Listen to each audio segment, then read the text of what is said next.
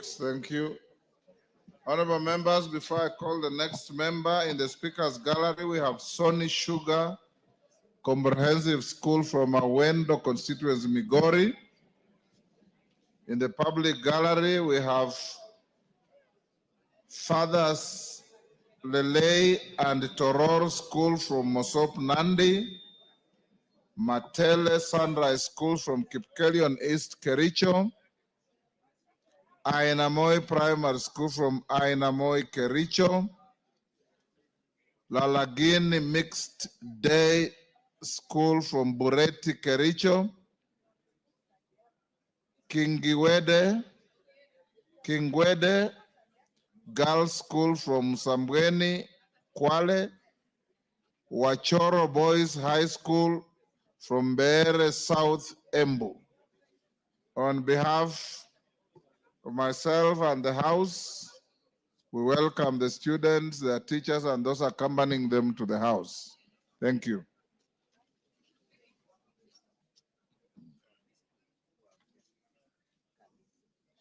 Additionally, in the speaker's gallery, we have Milai Schools. It's not indicated from which county. We have Vidu Ramji Secondary School from Kiharu, Muranga. Similarly, I welcome them to the House of Parliament. Next is Honorable Mohammed, MP Mandera East. Mohammed, Waitan. Honorable Speaker, I rise to request for a statement regarding management of the Hajj program in Kenya. Honorable Speaker, pursuant to the provisions of Standing Order 42-2C, I wish to request for a statement from the Chairperson of the Departmental Committee on Defense, Intelligence, and Foreign Relations regarding the management of the Hajj program in the country.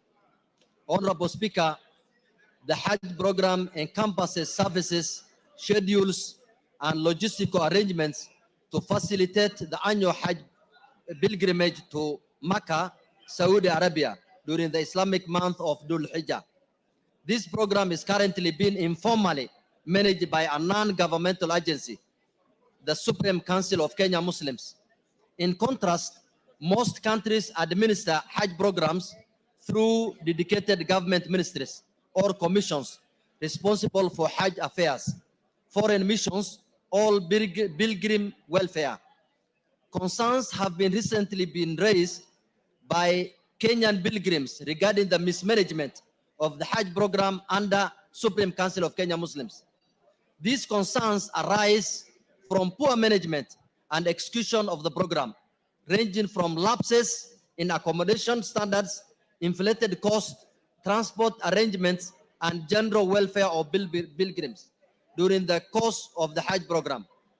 During the 2025 Hajj season, Kenyan pilgrims experienced significant logistical and welfare challenges. Notably, there were delays in space allocation at key pilgrimage sites, such as Mina and Arafah, leading to poor accommodation of Kenyan pilgrims at the Zone 6, which is over 7 kilometers away from the Jamarat, that is the stone throwing area. Instead of Zone 4, where other Africans were, especially from Tanzania, Tanzanians were reserved, and Ugandans. Of utmost concern was SUPKEM's failure to provide accessible emergency services. Despite the high cost charged, this situation has caused distress among Kenyan pilgrims and raises serious concerns about the safety and well-being of the pilgrims, as well as the need for government intervention in the matter. Honorable Speaker, it is against this background that I request for a statement from the Chairperson of the Departmental Committee on Defense, Intelligence, and Foreign Relations on the following. 1, a report on the management of the Hajj program in Kenya, including a detailed account of the 2025 Hajj season. B, measures being undertaken by the Ministry of Foreign and Diaspora Affairs to ensure that the welfare of Kenyan pilgrims is protected, particularly on the failure by SUPKEM to provide essential services to pilgrims while charging exorbitant facilitation fees. 3, long-term strategies by the government to manage the Hajj program, including 1, the establishment of a regulatory framework to anchor the program within a government agency. 2, oversight mechanisms to ensure the welfare of Kenyan pilgrims, including cost effectiveness in the administration of the program. 3, specific timelines for implementation of these reforms. I thank you, Honorable Speaker. Yes, Julius Sunguli. Mr. Speaker, the Islamic religion is a very important religion in this world. Every religion is important. And I was going to say so, Mr. Speaker.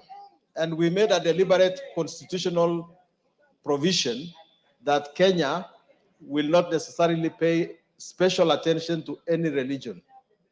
I wonder now, in the circumstances of our constitution, whether our colleague, who is a devoted Muslim in this country, can ask the government to anchor a religious activity in its in its programs. I think I'm asking it from a constitutional point of view because I have great respect to religion. I'm a Catholic, and I don't want to request that the government anchors my trip to Rome in its programs. Is it constitutional, Mr. Speaker? I approved that statement on the understanding that the issues being raised by the Honorable Waitan touch more on protocol issues other than religious issues.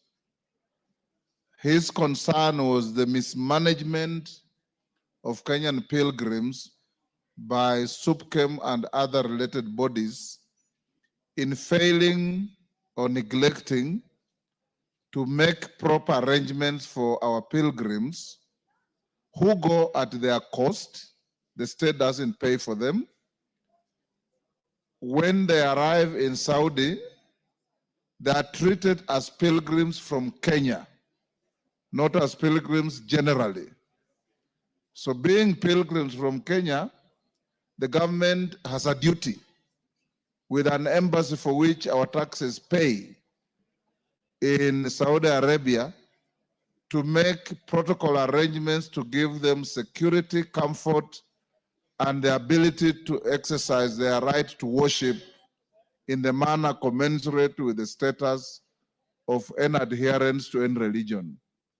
So I wasn't, in my view, and I believe I'm right, Julius, elevating any religion above any other, or giving any special treatment or attention to any religion.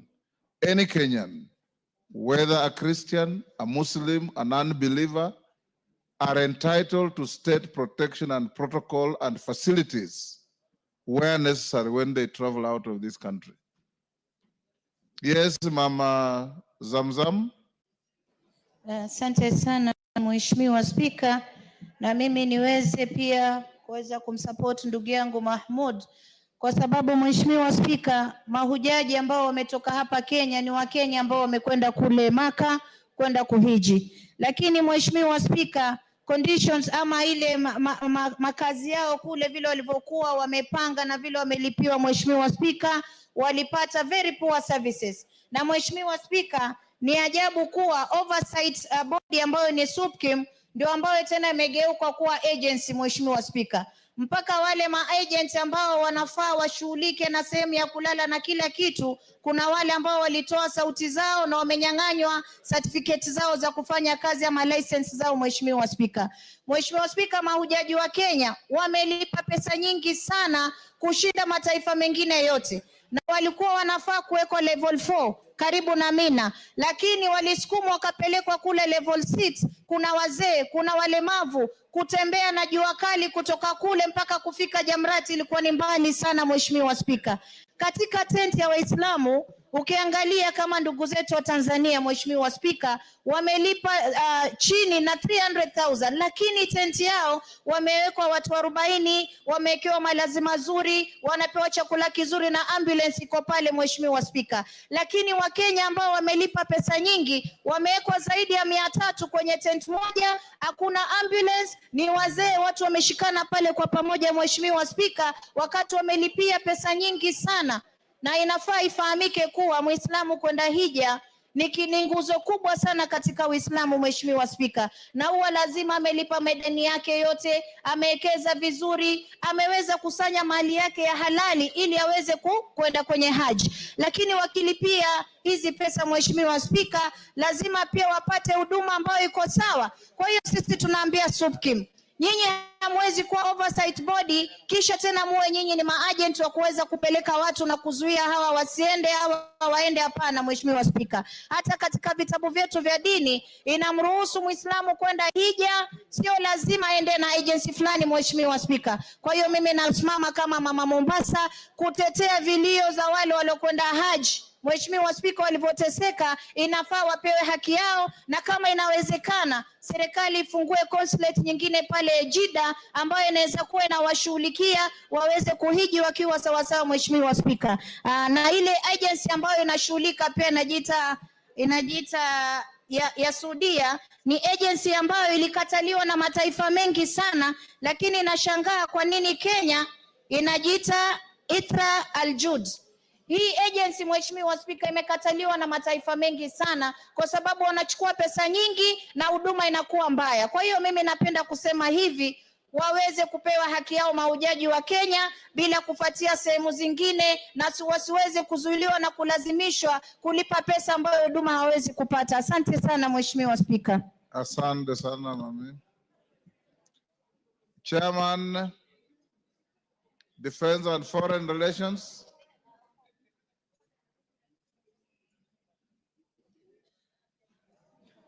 Thank you, Honorable Speaker, and you well guided that this is a matter of protocol and welfare to the Kenyan pilgrims out there, and it's a weighty matter.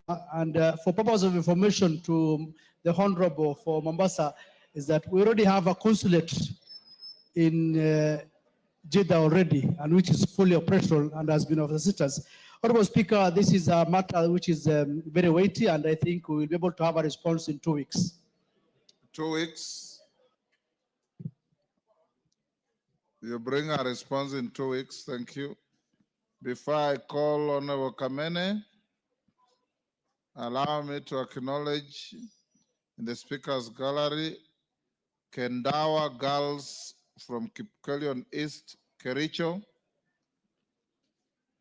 Ndunyu Njeru School from Kinangop, Nyandarua, Olemeisi Primary School from Narok North, Narok, Kivingara Primary School from Meru Central, Meru.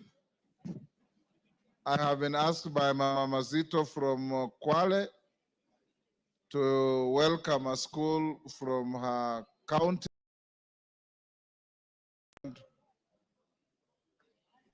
Are they here? Actually, Mr. Speaker, I'm not sure whether they are here. Then don't. Yeah. If you are not sure, Yeah. take your seat. If you are not sure, take your seat. Give her the mic. There's another school which is also coming, Mazeras. Then I'll speak about that. You want to welcome them before they arrive? No, I can't. I want them to be here. Okay. Thank you, Mr. Speaker. Kirima.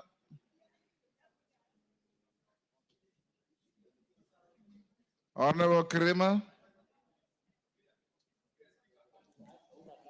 Thank you, Mr. Speaker, for giving me this chance to welcome Kirigara Primary School and Junior School to Kirigara Junior and Primary School to Parliament. I just wanted to tell them that Kirigara Primary School is one of the most oldest schools in Meru County, and it's a school which has been doing very well. And since there has been some kind of a fear that the schools are not going to be having capitation out of the statement which was issued by the minister, but it has been now cleared by the president that they are going to be capitation.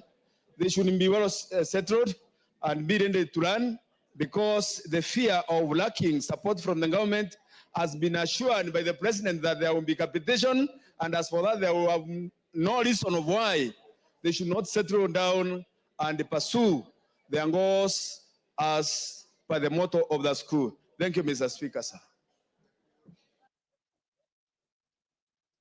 Mama Kericho.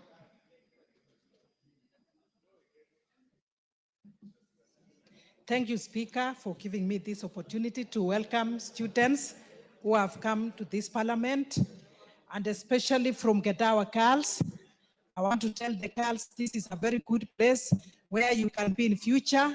I want to encourage them to work very hard. This is a very good school. The girls are disciplined, working very hard, and I want to ask them to be focused, and one day they will be in this house. Even as they continue with their studies, looking forward to the exams, I wish them very well, and the Lord bless them. Thank you, Mr. Speaker. Thank you, Beatrice. Joyce Kamene, member Machakos County. Thank you, Mr. Speaker. I rise to request for a statement regarding air and noise pollution by Edmo Steel Factory.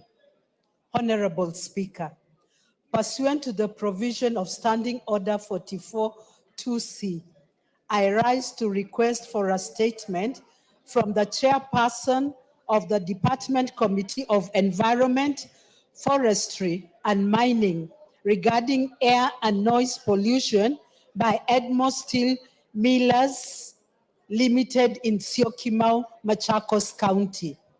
Honorable Speaker, the residents of Syokimau Estate have raised persistent concerns regarding pollution from Edmo Steel Millers Limited, a metal smelting factory operating for over 5 years within the estate. The factory has been releasing toxic emissions such as nitrogen dioxide, sulfur dioxide, particulate matters, and carbon monoxide. Further, the factory produces excessive noise that has been affecting residents. Honorable Speaker, despite the National Environmental Management Authority, NEMA, inspecting the factory and confirming of the release of toxic gases into the atmosphere, causing air pollution, the factory has continued to operate with minimal accountability. In 2019, NEMA ordered the closure of the facility, but implementation of this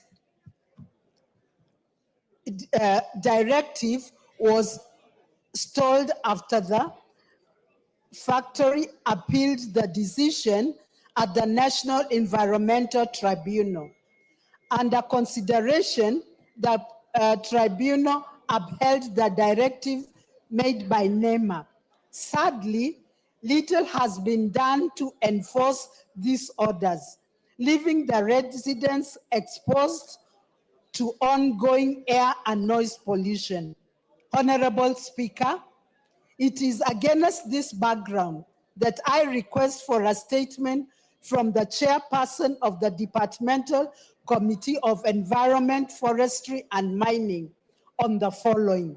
Number one, the status report on the action taken by NEMA to enforce its orders to closure of Edmo Steel Millers Limited and to review its licenses to accord with proper mechanism of the operations in residential areas. Number two, a report on the analysis of the air quality and the noise emissions from the factory and the measures taken to ensure emissions of gas in environments neighboring resident areas are free from toxins to protect the residents. And number 3, plans to put in place and ensure relocation of the factory from the residential area to safeguard the health of the public and the environment. I thank you, Honorable Speaker. Thank you, Honorable Kamene. Chair Environment. Honorable Speaker, 2 weeks? Yes, Kawaya, 2 weeks. Yes. Thank you, 2 weeks. Next order. Order number 8, motion, consideration of second report on the status of implementation of the Constitution, question to be put. Order, members on their feet, take your seats.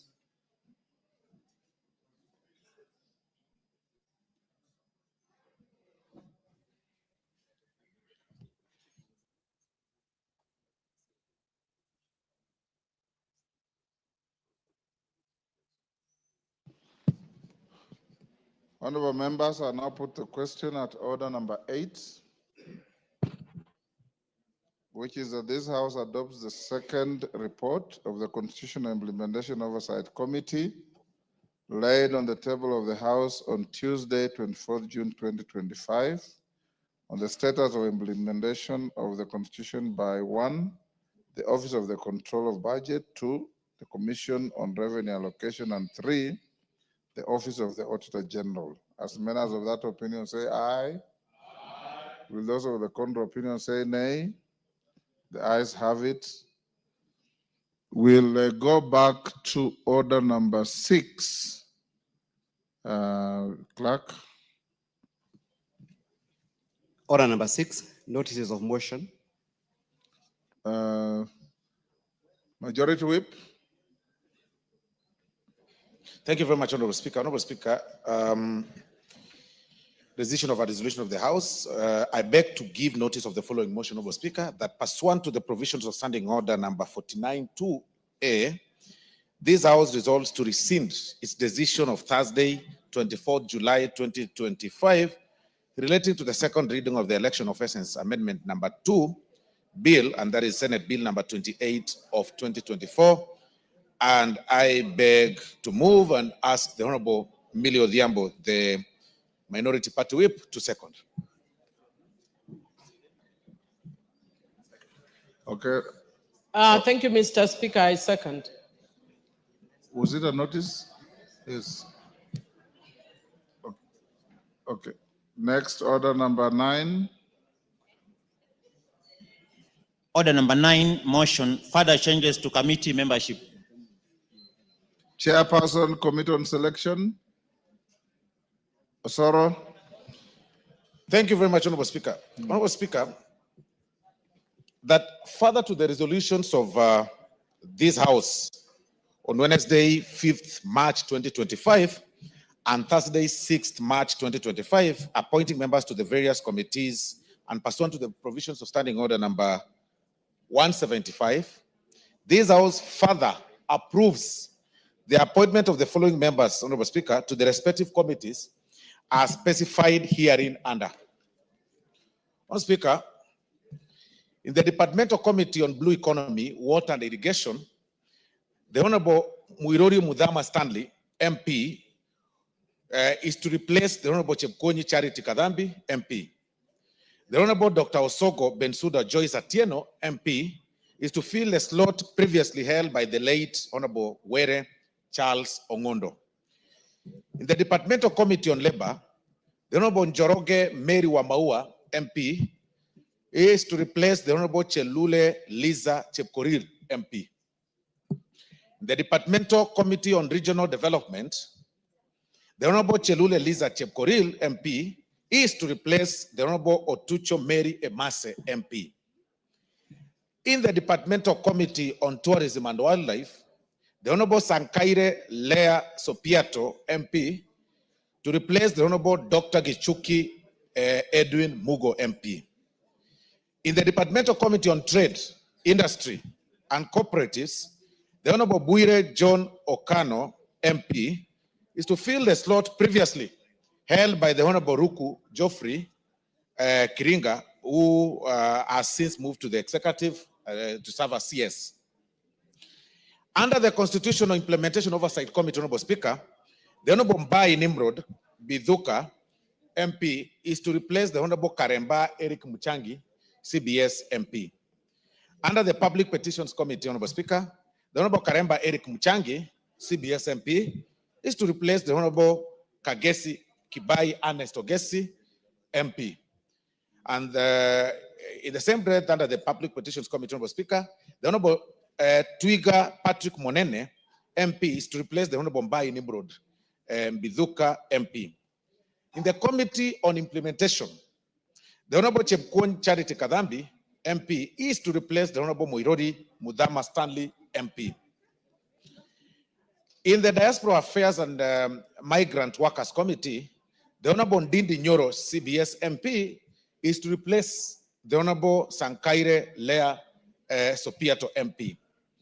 Under the Budget and Appropriation Committee, Honorable Speaker, the Honorable Dr. Mugo Edwin Gishuki, MP, is to replace the Honorable Ndindi Nyoro, CBS MP.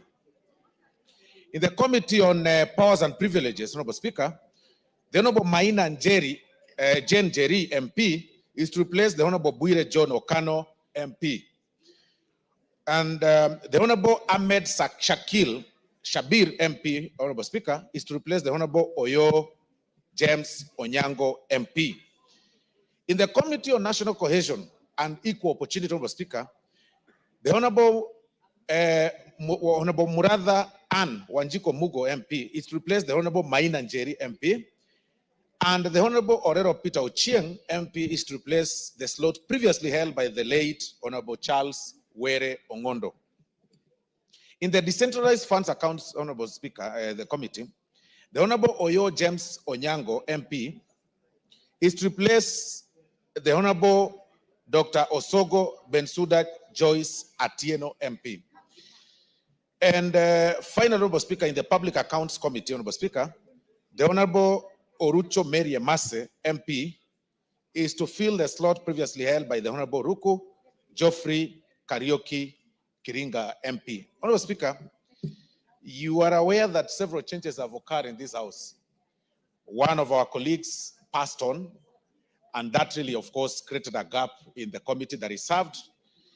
And the other colleague proceeded to serve in other capacities in the executive. The Honorable Rocco became the Minister for Labor, and that clearly formed a gap in the committees that he served, and other several changes. And from time to time, Honorable Speaker, the Committee on Selection meets to review the allocation and reallocation of members to several committees, of course, considering several factors, regional balancing, the gender issues, and sometimes even expertise, Honorable Speaker. There is no particular committee that is superior over the other, Honorable Speaker, and members are advised that whenever these committees are placed, whenever these committee positions are proposed, Honorable Speaker, members should take advantage and serve in various committees to gain experience and garner expertise from different sectors, Honorable Speaker. So the Committee on Selection had a sitting this morning, Honorable Speaker, and approved that in the spirit of the midterm that we are enjoying, Honorable Speaker, and working towards the second half of our term, that we reallocate and allocate members in various committees so that they can be able to serve and learn from different committees, Honorable Speaker. But in the same breath, Honorable Speaker, this is not the end.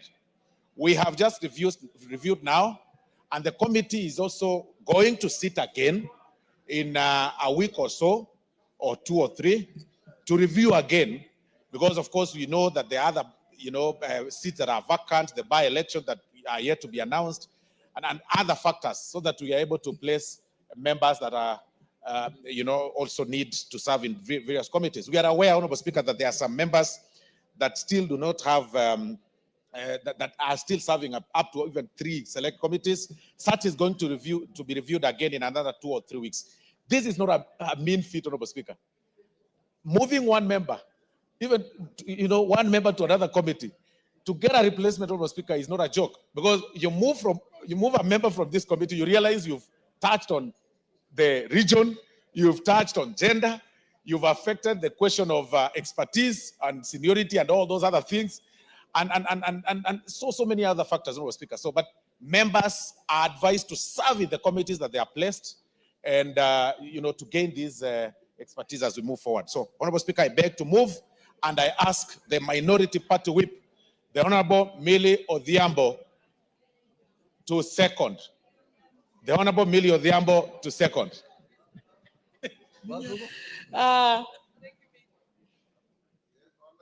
Odhiambo.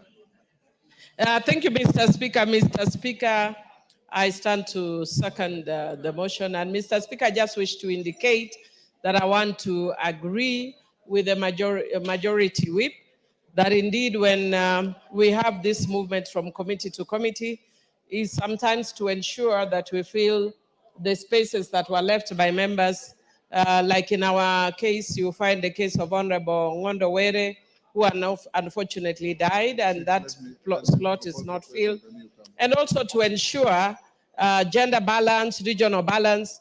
But also, Mr. Speaker, we also have members that have expertise that could be used in other committees.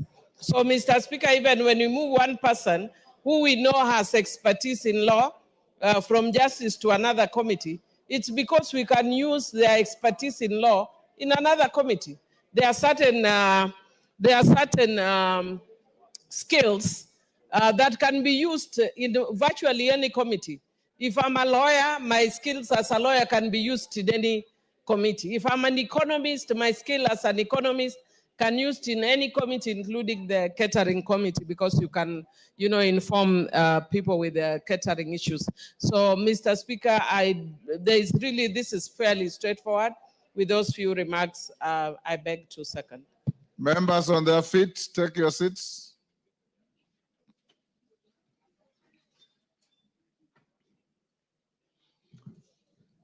Honorable members, I now propose the question at order number 9, which is that further to the resolution of the House of Wednesday, 5th March 2025, and Thursday, 6th March 2025, appointing members to various committees and pursuant to the provisions of Standing Orders 175, Order DK.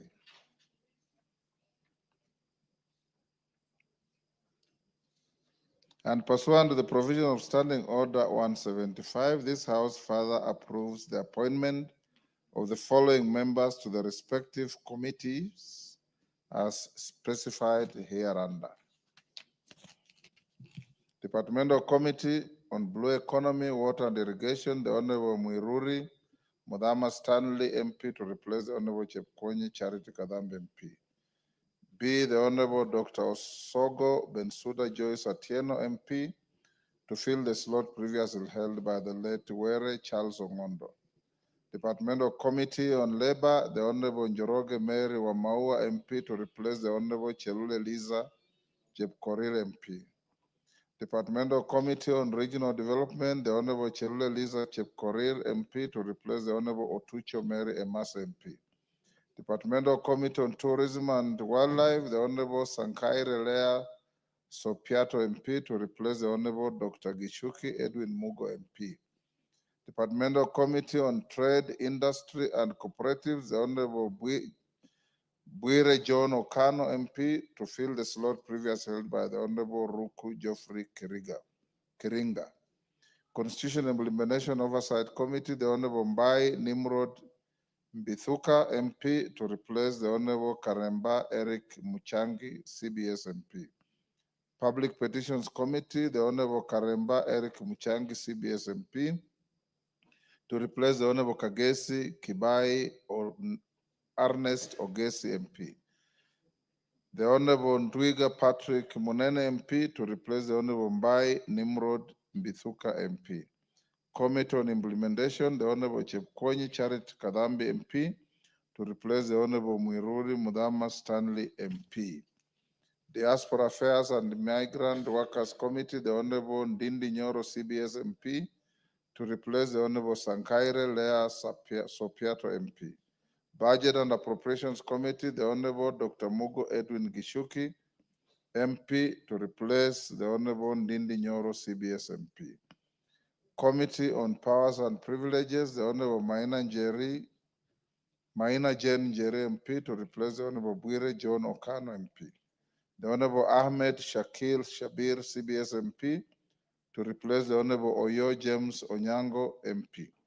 Committee on National Cohesion and Equal Opportunity, the Honorable Muratha Ann Wanjiku MP, to replace the Honorable Maina Jen Njeri MP. The Honorable Orero Peter Ocheng MP, to replace the slot previously held by the Honorable the late Were Charles Ongondo. The Centralized Funds Accounts Committee, the Honorable Oyo James Onyango MP, to replace the Honorable Dr. Osogo Bensuda Joyce Atieno MP. Public Accounts Committee, the Honorable Otucho Mary Emas MP, to fill the slot previously held by the Honorable Ruku Geoffrey Kariuki Kiringa. Committee of the whole, sorry, we end there. Do I put the question? Members at the bar, take the nearest seats.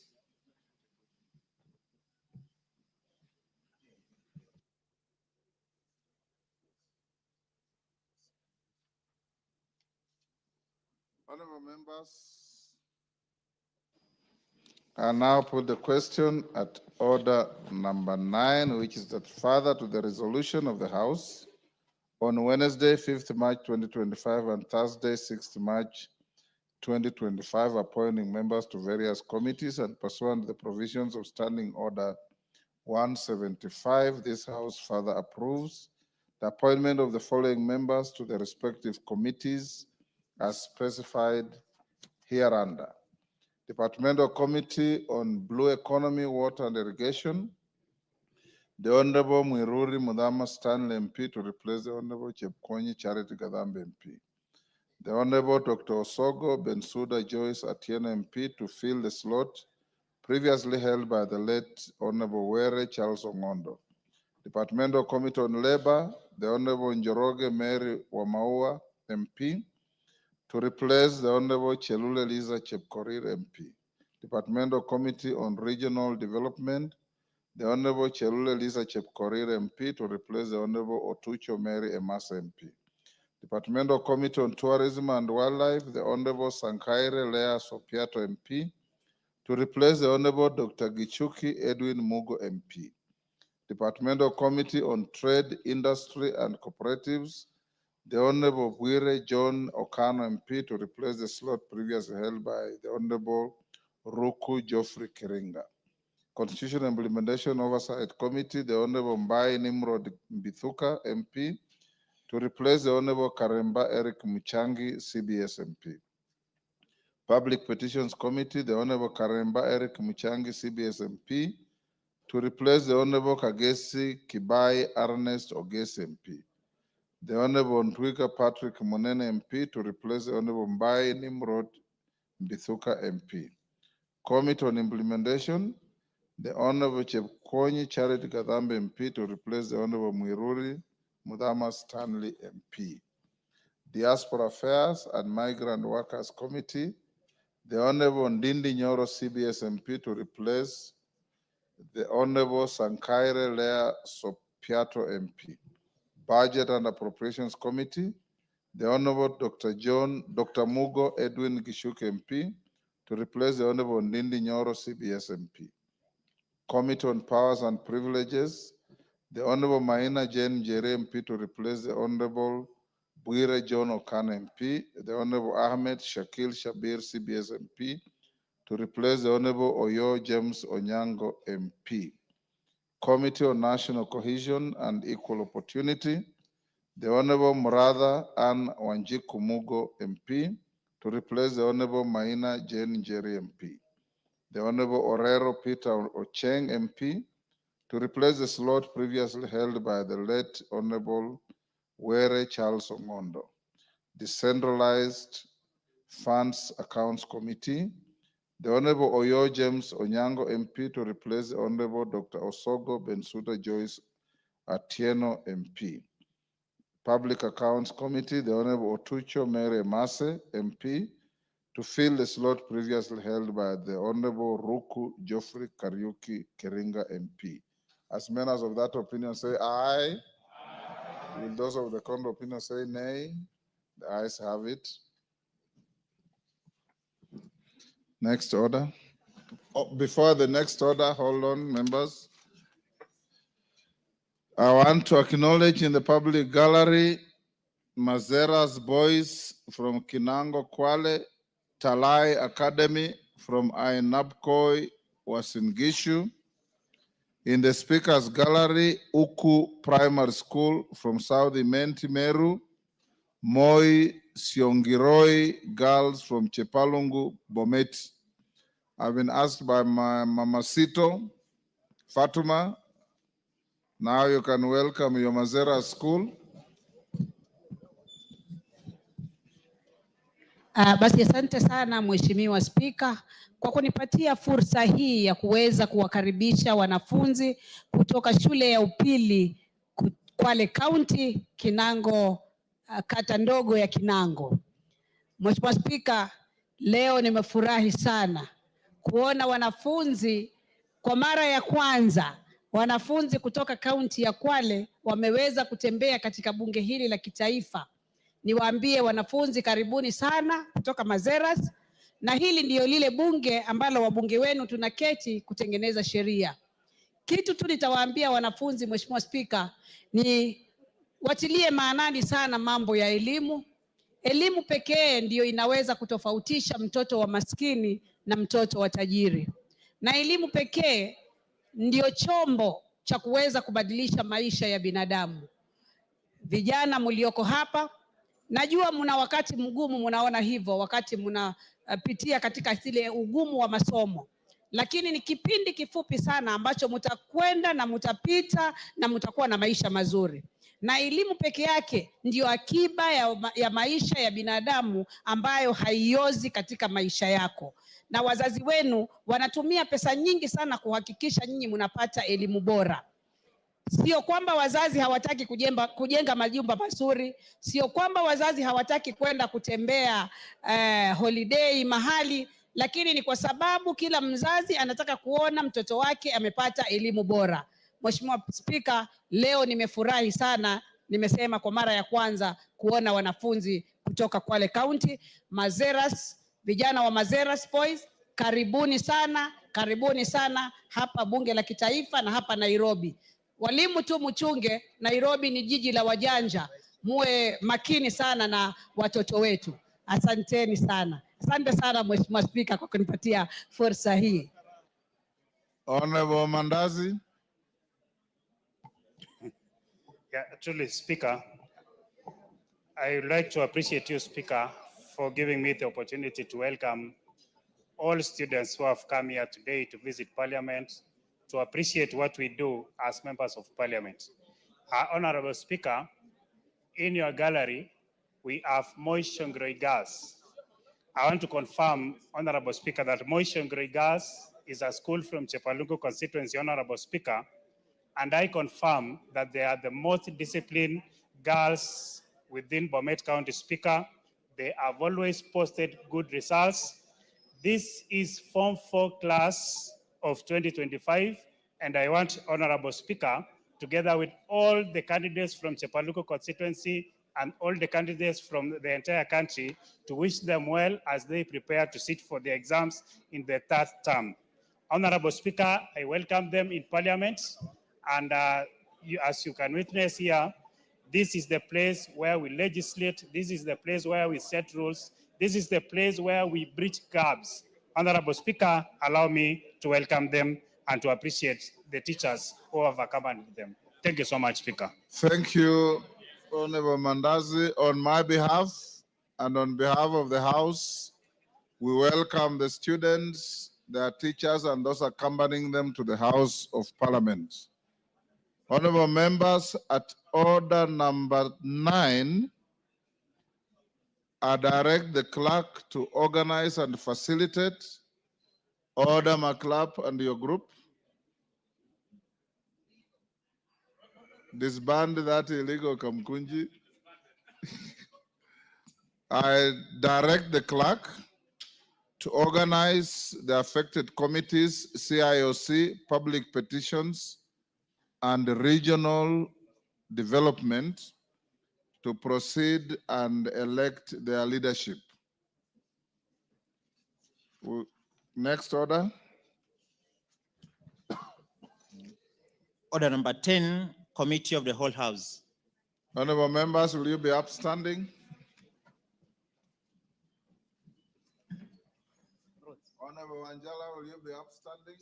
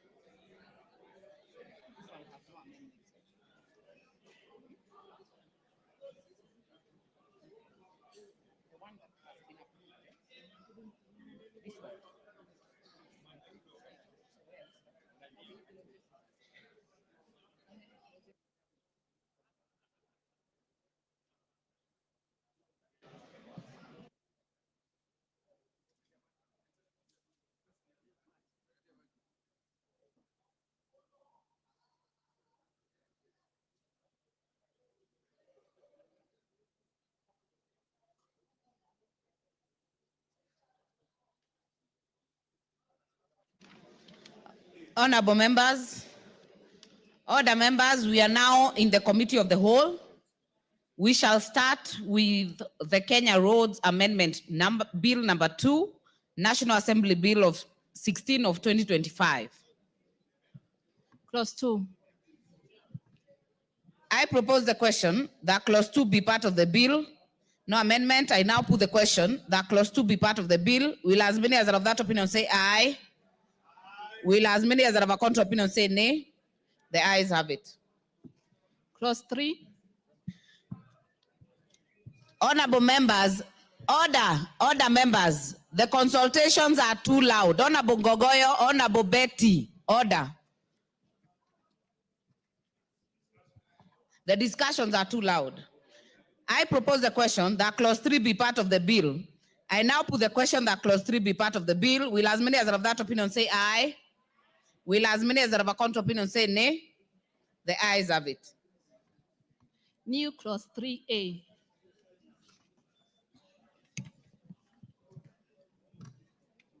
Mover. There is a proposed new clause. Majority Leader.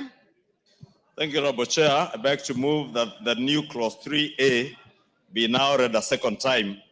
Honorable Speaker, this is to bring into the ambit of this bill the Kenya Roads Board Act, to achieve the same objective as the objectives of the bill, which was to reduce the terms of the Director Generals of the road agencies, and Kenya Roads Board being one of the other road agencies under the Ministry of Roads, to reduce the terms of office from 5 years to 3 years. And the same justification, Honorable Speaker, as that in the bill. Thank you, Honorable Speaker. I beg to move. Very well. I therefore propose the question that the new clause 3A be now read a second time. Yes, Honorable Tom Kajwang, member for Ruaraka. Madam Speaker, while I support this amendment, and I must say that this is in keeping with the Mongozo Code, and this is making the uniform application of this law across the sector, the road sector. But I want to encourage the majority leader to bring amendments to Section 6 of the State Corporations Act, so that therefore be consistent with the legislation we are looking at. Madam Speaker, in that legislation, the board has the discretion to appoint a member of the board for up to 5 years. A DG is a director. And so if he's given the 5 years, then there is a conflict, internal conflict between that act and the law that we are looking at. And so I would want, may I have the attention of the majority leader? If I would have the attention of order members, Honorable Makilap, and the lady between you the and member on the floor is really trying to address the majority leader. lady The between you, consultations are too loud. Honorable Meli, break up the Kamukunji. Thank you. Yeah, Can we because I now? hope Yeah. the standing orders are still that when we are on session, there shouldn't be a member between you and the person that we are addressing. So I just want to encourage the majority leader that you need to bring amendments to Section 6 of the States Corporations Act so that this is consistent with the law across. I thank you. Let me support. Thank you. Very well. Honorable Elachi, are you on this one? Okay. I will therefore put the question that the new clause 3A be now read a second time. Will as many as are of that opinion say aye? Will as many as are of a contrary opinion say nay? The ayes have it. I now propose the question that the new clause 3A be part of the bill. I now put the question that new clause 3A be part of the bill. Will as many as are of that opinion say aye? Will as many as are of a contrary opinion say nay? The ayes have it. Title. I propose the question that the title be the title of the bill. I now put the question that the title be the title of the bill. Will as many as are of that opinion say aye? Will as many as are of a contrary opinion say nay? The ayes have it. Clause 1.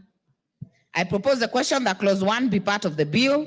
I now put the question that clause 1 be part of the bill. Will as many as are of that opinion say aye? Will as many as are of a contrary opinion say nay? The ayes have it. We are done with that bill. Mover to move reporting. Thank you, Honorable Chairperson. And I beg to move that the committee do report to the House its consideration of the Kenya Roads Amendment Number 2 Bill, National Assembly Bill Number 16 of 2025, and its approval thereof with amendments. I put the question that the committee do report to the House its consideration of the Kenya Roads Amendment Bill Number 2 Bill, National Assembly Bill Number 16 of 2025, and its approval thereof with amendments.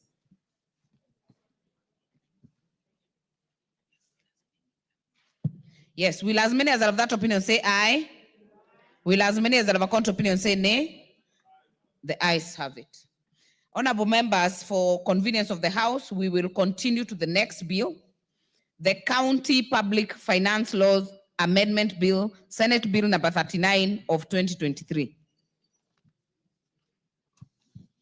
Clauses 2, 3, 4, 5, 6, 7, 8, and 9.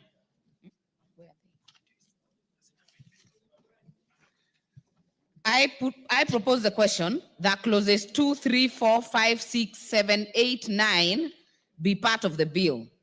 No amendments. I will now put the question that clauses 2, 3, 4, 5, 6, 7, 8, and 9 be part of the bill. Will as many as are of that opinion say aye? Will as many as are of a contrary opinion say nay? The ayes have it. Title. I propose the question that the title be the title of the bill. I put the question that the title be the title of the bill. Will as many as are of that opinion say aye? Will as many as are of a contrary opinion say nay? The ayes have it. Clause 1. I propose the question that clause 1 be part of the bill.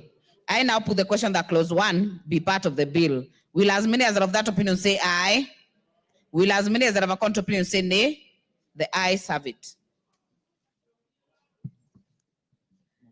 I will now call the mover to move reporting.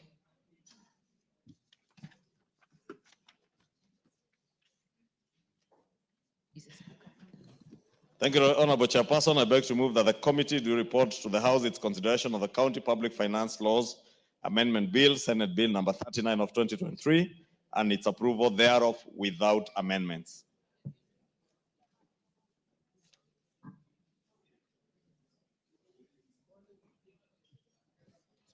I therefore put the question, which is that the committee do report to the House its consideration of the County Public Finance Laws Amendment Bill, Senate Bill number 39 of 2023, and its approval thereof without amendments. As many as are of that opinion say aye. As many as are of a contrary opinion say nay. The ayes have it. So you now become the mover.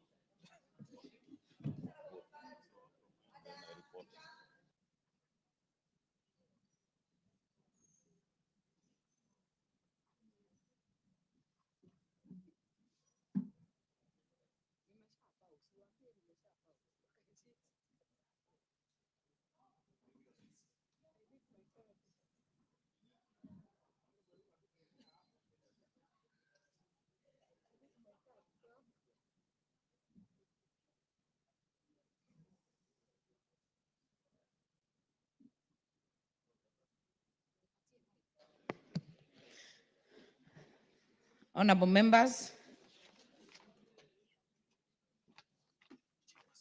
Chairperson. Okay. On Speaker, I beg to report that the Committee of the House, or the whole House, has considered the Kenya Roads Amendment Bill number 2, Bill, National Assembly Bill number 16 of 2025, and approved the same with amendments. Mover. Honorable Speaker, I beg to move that this House do agree with the report of the Committee of the whole House on its consideration of the Kenya Roads Amendment number 2, Bill, National Assembly Bill number 16 of 2025, and I also request the Honorable Kainan to second the motion.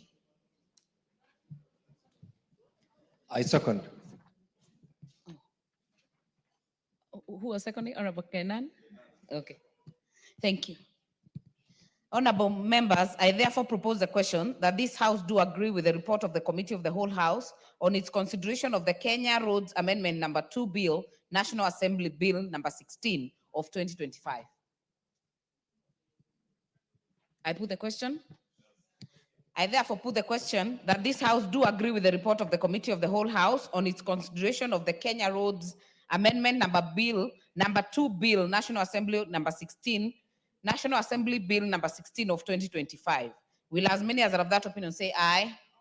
Will as many as are of a contrary opinion say nay? The ayes have it.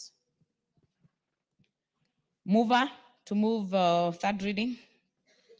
Honorable Speaker, I beg to move that the Kenya Roads Amendment number 2 Bill, National Assembly Bill number 16 of 2025, be now read a third time. I also request the Honorable Karoli Omondi, the member for Suba South, to second. Honorable Speaker, if you indulge me just to say, in relation to what the Honorable TJ said during committee, that we will actually have consequential amendments to the State Corporations Act, as the Honorable TJ pointed out, which we shall be moving to align this with the Mongozo Act and ensure that even the State Corporations Act is well aligned to the provisions that are made in these amendments. I beg to move and request Honorable Karoli to second. Karoli. Madam Speaker, I have pleasure in seconding. Thank you very much. I therefore propose the question that the Kenya Roads Amendment number 2 Bill, National Assembly Bill number 16 of 2025 be now read a third time. I put the question. I have confirmed that we have the quorum present in the House for the purpose of making this decision. I therefore put the question that the Kenya Roads Amendment number 2 Bill, National Assembly Bill number 16 of 2025 be now read a third time. Will as many as are of that opinion say aye? Will as many as are of a contrary opinion say nay? The ayes have it. Honorable Kasalu, a bill. When the speaker is on her feet, you don't move out of the House. You're totally out of order, but now you can move on. A bill for an act of parliament to amend the Kenya Roads Act. Chairperson.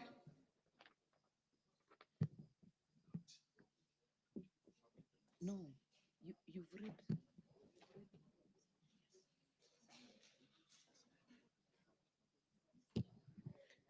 I need the chairperson to report on the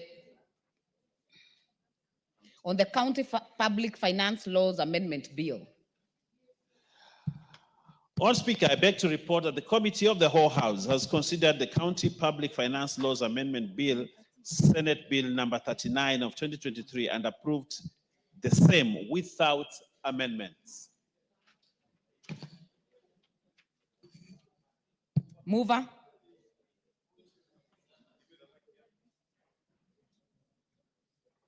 Honorable Kimani, you've become a nomad. Thank you, Honorable Chairperson. I had to consult with the Chair of the Environment Committee because of the business ahead.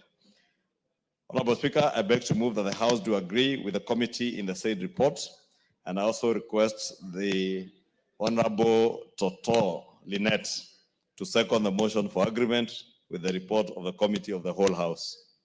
Member for Bomet. Thank you, Madam Speaker. I second. Very well. Honorable members, I therefore propose the question, which is that this House do agree with the committee in the said report. I put the question, which is that this House do agree with the committee in the said report. As many as are of that opinion say aye. As many as are of a contrary opinion say nay. The ayes have it. Mover to move third reading.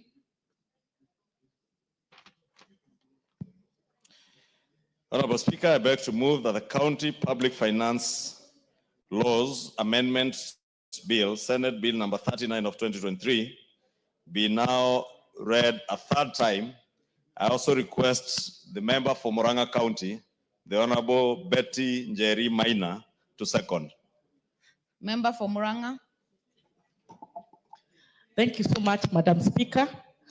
I know the MP for Kikuyu has strong admiration for me, and I beg to second. I will not comment on the admiration, but allow me to propose the question, which is that the County Public Finance Laws Amendment Bill, Senate Bill number 39 of 2023, be now read a third time. May I put the question? I have confirmed we have the numbers. I therefore put the question, which is that the County Public Finance Laws Amendment Bill, Senate Bill number 39 of 2023, be now read a third time. As many as are of that opinion say aye. As many as are of a contrary opinion say nay. The ayes have it. A bill for an act of parliament to amend the County Assembly Services Act and the Public Finance Management Act and for connected purposes.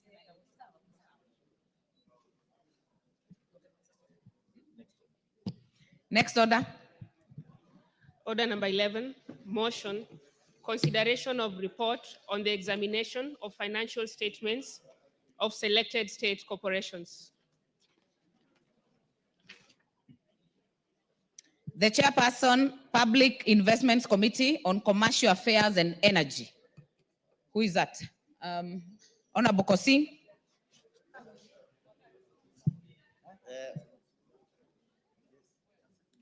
Thank you, Honorable Speaker. And yes, I'm ready. Honorable Speaker, I beg to move that the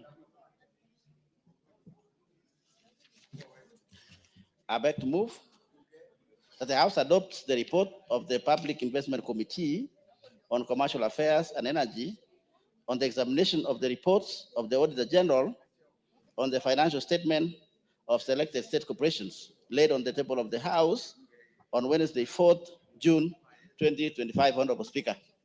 And in so doing, Honorable Speaker, and I thank you for giving me this opportunity, is to lay the foundation of this report. This is our second report, Honorable Speaker, which has the following selected state corporations. One, Honorable Speaker, we have national water harvesting as an organization, Honorable Speaker, that we examine their books between which financial year? 2018 to 2021, Honorable Speaker. This is 3 financial years. And Honorable Speaker, it had 30 audit queries. Honorable Speaker, further, we also examined books for Coast Waterworks Development Agency, which is based at the Coast, Honorable Speaker, which of course, you know, it was split from the water harvesting before it was changed to water harvesting. This, Honorable Speaker, my committee examined 3 financial years. Honorable Kosing, kindly take your seat for a minute. I'll give you, because we have so many students coming in and out of the gallery, and I know many would like to be acknowledged when they're in here. Allow me to interrupt you to welcome students from Kavutiri Secondary School from Runyenjes constituency, Embu County, seated in the Speaker's Gallery. Father Joseph Oucho Girls, Nyaribari Masaba, Kisii County, seated also in the Speaker's Gallery. And in the public gallery, Kirimega Primary School from Madioya constituency, Muranga County, and the Longo Primary School from Narok West, Narok County. On behalf of the House, we welcome all the students in the House to observe the proceedings. Honorable Kosing, kindly proceed. Thank you, Honorable Speaker, for also recognizing our children. You know, you're a good mother, I'm told. You know. Thank you, Honorable Speaker. And I was saying the second state agency we examined their books is or was Coast Water Works Development Agency, which we did a total of 3 financial years between 2018 and 2021, which had a total of 35 audit queries. Honorable Speaker, we proceeded, Honorable Speaker, to Geothermal Development Agency, which is GDC. We did for them 3 financial years with a total of 26 audit queries. Further, Honorable Speaker, we also did Kenya Pipelines Company, 2 financial years, 2021 to 2021, 2022, Honorable Speaker. Those are 2 financial years, but there are a total of 57 audit queries. It was one of the majority with a lot of audit queries, Honorable Speaker. Speaker, we also did Kenya Maritime Authority, which we did 3 financial years, Honorable Speaker, totaling to 41 audit queries. After concluding that, Honorable Speaker, we also went further to Kenya Railways Corporation. And for them, we did 3 financial years with a total of 27 audit queries. In this report, Honorable Speaker, we have concluded this report, which is before you and before the House, with Information and Communication Authority, ICTA, which is, Honorable Speaker, to be ICT board, so the members can be able to follow. Honorable Speaker, we did for them 3 financial years, which had a total of 26 audit queries. In total, Honorable Madam Speaker, we did 7, and this report has 7 state agencies with a total of 20 years, 20 financial years, a total of 20 financial years. Speaker, you can imagine that, Honorable Madam Speaker. And audit queries, 242 audit queries that went through. So, Honorable Speaker, what did we find out? I want to share with Honorable Member, of course, it's in the committee, but I want to do like a cross-cutting. I want to do a cross-cutting issues, Honorable Speaker, for the benefit of the House and the benefit of the membership. And let me go back, Honorable Speaker. That gives you a total of 20 financial years, you can imagine, with all more than about 250 audit queries. In summary, or major issues, which we might call important issue, of course, with all those audit queries, like for example now, national water. Honorable Speaker, what became of serious concern in national water, Honorable Speaker, is undisclosed and long outstanding loans in this national water, Honorable Speaker. And this relates to 3 loans obtained through subsidiary agreements with the government of Kenya to finance specific water infrastructure, Honorable Speaker. The Auditor General found out that there was a problem there in that audit, and this is National Water and Harvesting Authority, Honorable Speaker. Number two, it was also relating, most audit queries in this organization related to delays and escalating costs in construction, specifically of a dam called Muruny Water Dam, Honorable Speaker, which is in my constituency. Honorable Speaker, in those cross-cutting audit queries, what did the committee recommend in those audit queries? Number one, Honorable Speaker, the committee recommended, particularly for the escalation of costs and delays of Muruny Water, Honorable Speaker, the committee recommended for a special audit of this project so that the underlying issues can be established. Why there's escalating costs in that project, why there's long overdue delays that the people of Kenya in that part of the world are not enjoying this water.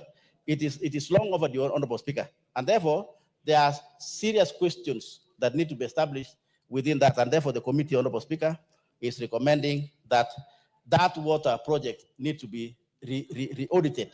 So we are ordering and we are recommending, Honorable Speaker, for special audit.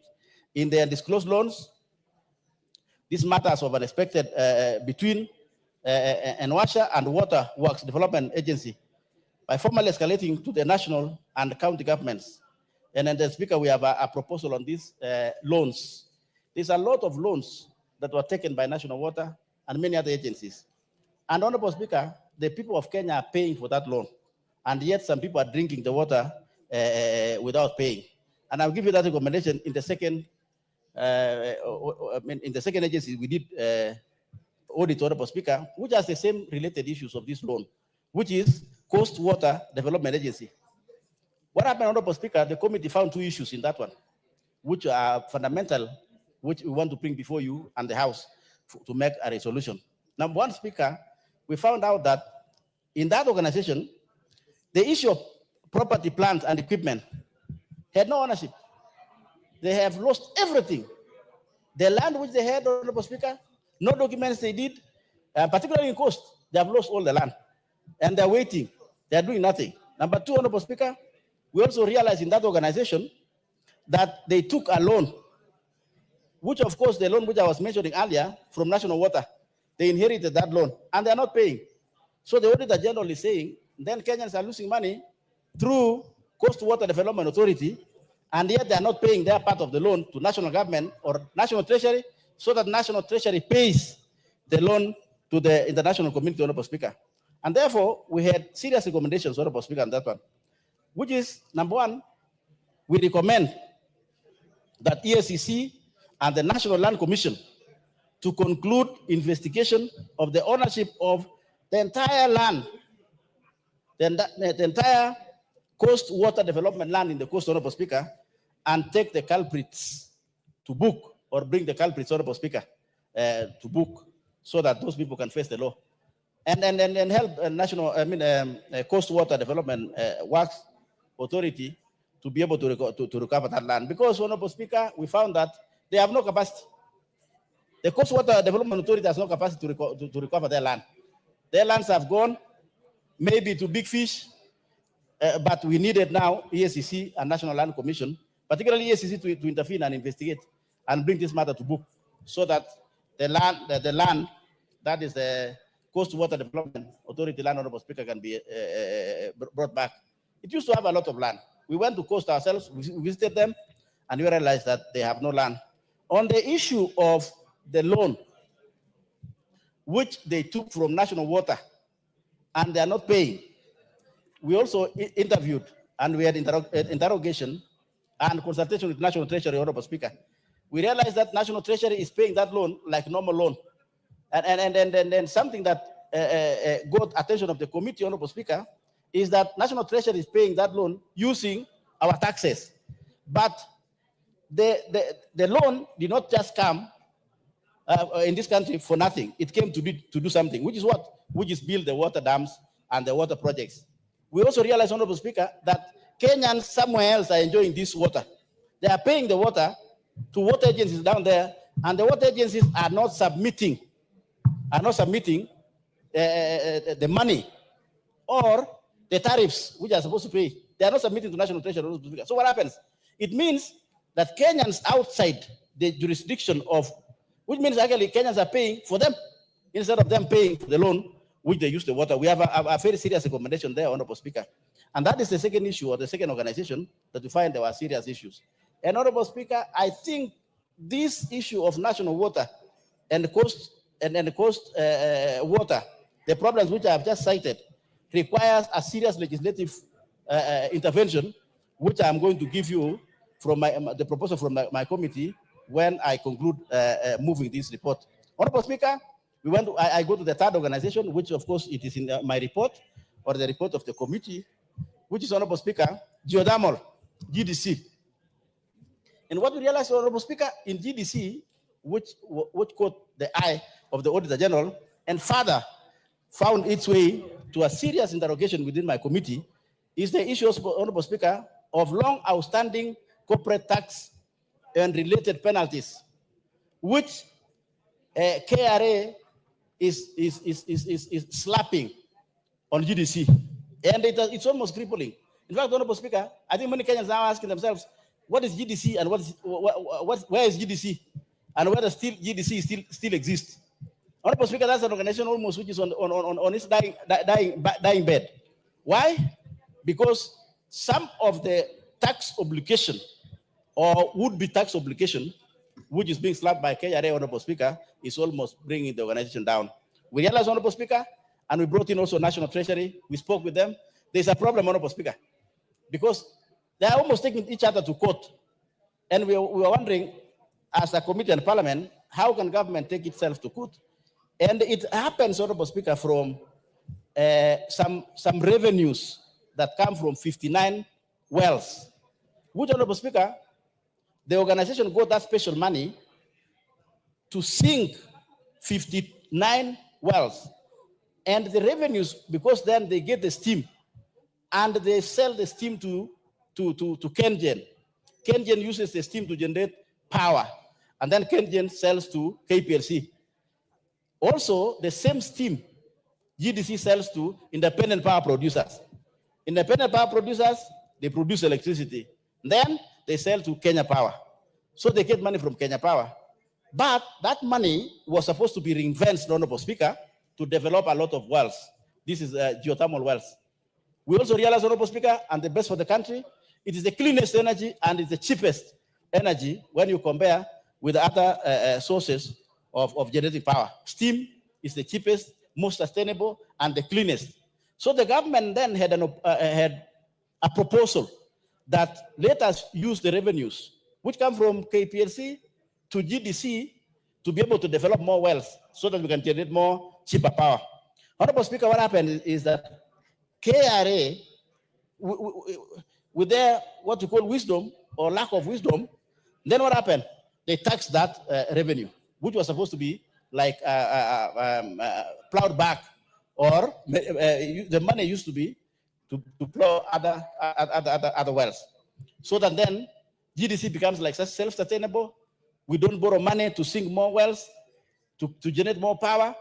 Then they start talk of war, Honorable Speaker, which of course my committee will have a very, and we are proposing, Honorable Speaker, that there should be a serious legislative proposal or legislative intervention so that it can help GDC. That is very fundamental item that my committee, Honorable Speaker, realized, so that we can be able to sort out the sibling rivalry, the quarrels, the delays that is coming from KRA asking for more money. And we are of the opinion as a committee, Honorable Speaker, that that money should not actually be taxed. It should be used. We visited geothermal here in Nakuru. We also went to Paka, which is in Tiati, and we realized that there's a serious potential in this country. But where's the money? KRA has taken more of the money, and we are of the opinion that they should not go that direction. That money should be ring-fenced to proceed in sinking more wells for the people of Kenya. And I'll give you a recommendation, Honorable Speaker, in the House much later in my report, in moving the report, although the proposal is there. Number two, Honorable Speaker, serious issue that we also found in GDC in auditing or examining their books was cost of non-productive time. Auditor General found out that when the rigs are not functioning, the staff which are supposed to do the drilling, because then either it has gone for service, and we realize that they had overstayed the rigs of the rigs. I don't know how to put it in a small language or in understanding language. The rig is the one that is drilling. GDC is using to drill the ground to get the steam. That rig, Honorable Speaker, is a gigantic machine. We saw one in the Kuru. It's a very big machine. It's operated by a number of staff. So when it goes for service, what happens? The staff continue to earn money, and that is the Auditor General found a question and said, hey, look here.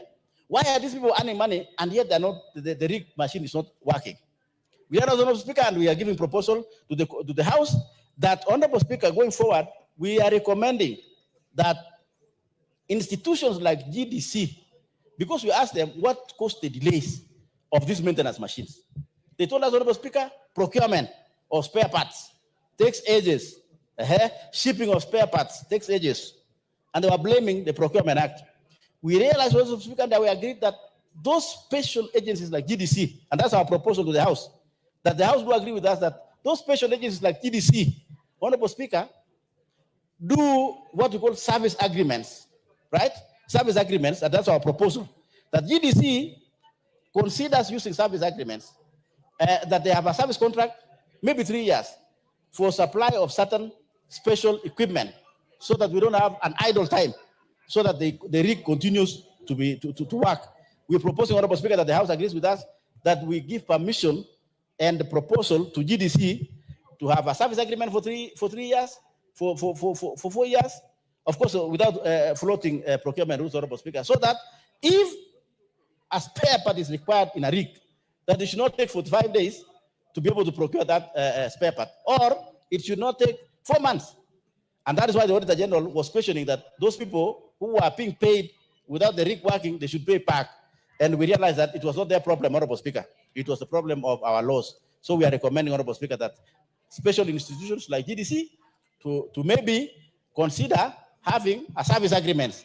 Service agreements, Honorable Speaker, is where you have a valid procurement, you have a valid supply agreement, that if there is a spare part that is required in a rig, that you can actually be told immediately, and then you also get that spare part immediately, Honorable Speaker. That way it cuts short the time, and we agree, and we thank the General for flagging out that. Honorable Speaker, we proceeded also to Kenya Pipelines Corporation. Honorable Speaker, we found out, the committee found out something interesting with this Pipelines Corporation. And of course, a number of audit queries are there. There are two financial years, 57. Out of that, Honorable Speaker, what caught the attention of the committee is irregular disposal of company land. Honorable Speaker, irregular disposal of company land.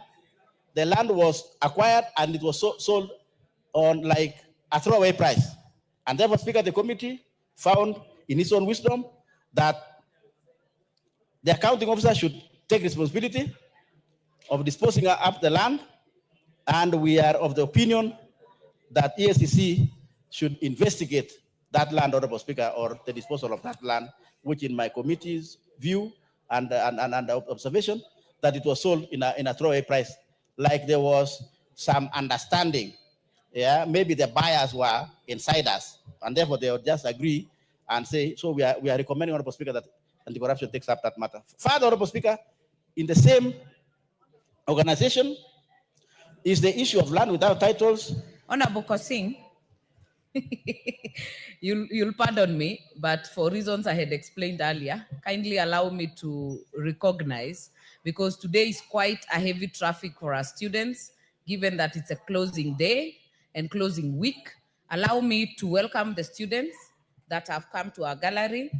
In the speakers gallery, we have Doldol Boys Secondary School from Laikipia North constituency, Laikipia County.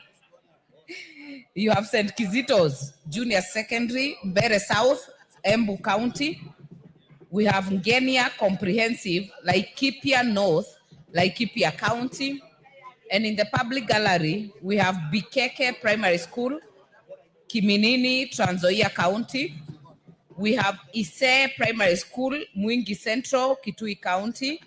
We have Sikirar Primary School, Narok West County, Narok County. Allow me, Honorable Kosing, because you have a whole 40 minutes to go, and I know you can exhaust, allow me to indulge Honorable Sarah Paulata of Laikipia North to welcome the students on our behalf in 1 minute. Thank you, Madam Speaker. Madam Speaker, I take this opportunity on behalf of all the members whose students are visiting to welcome them. Madam Speaker, I will proudly say I am an old student of Doldol Boys. And that is why one day when the majority leader told me that he went to Alliance Boys, I told him there is many similarities between me and him because I also went to Doldol Boys. And Madam Speaker, despite the fact that these students took a very long, bumpy and rough ride to arrive to Nairobi, I want to tell them that the hardship they come from should not limit their potential.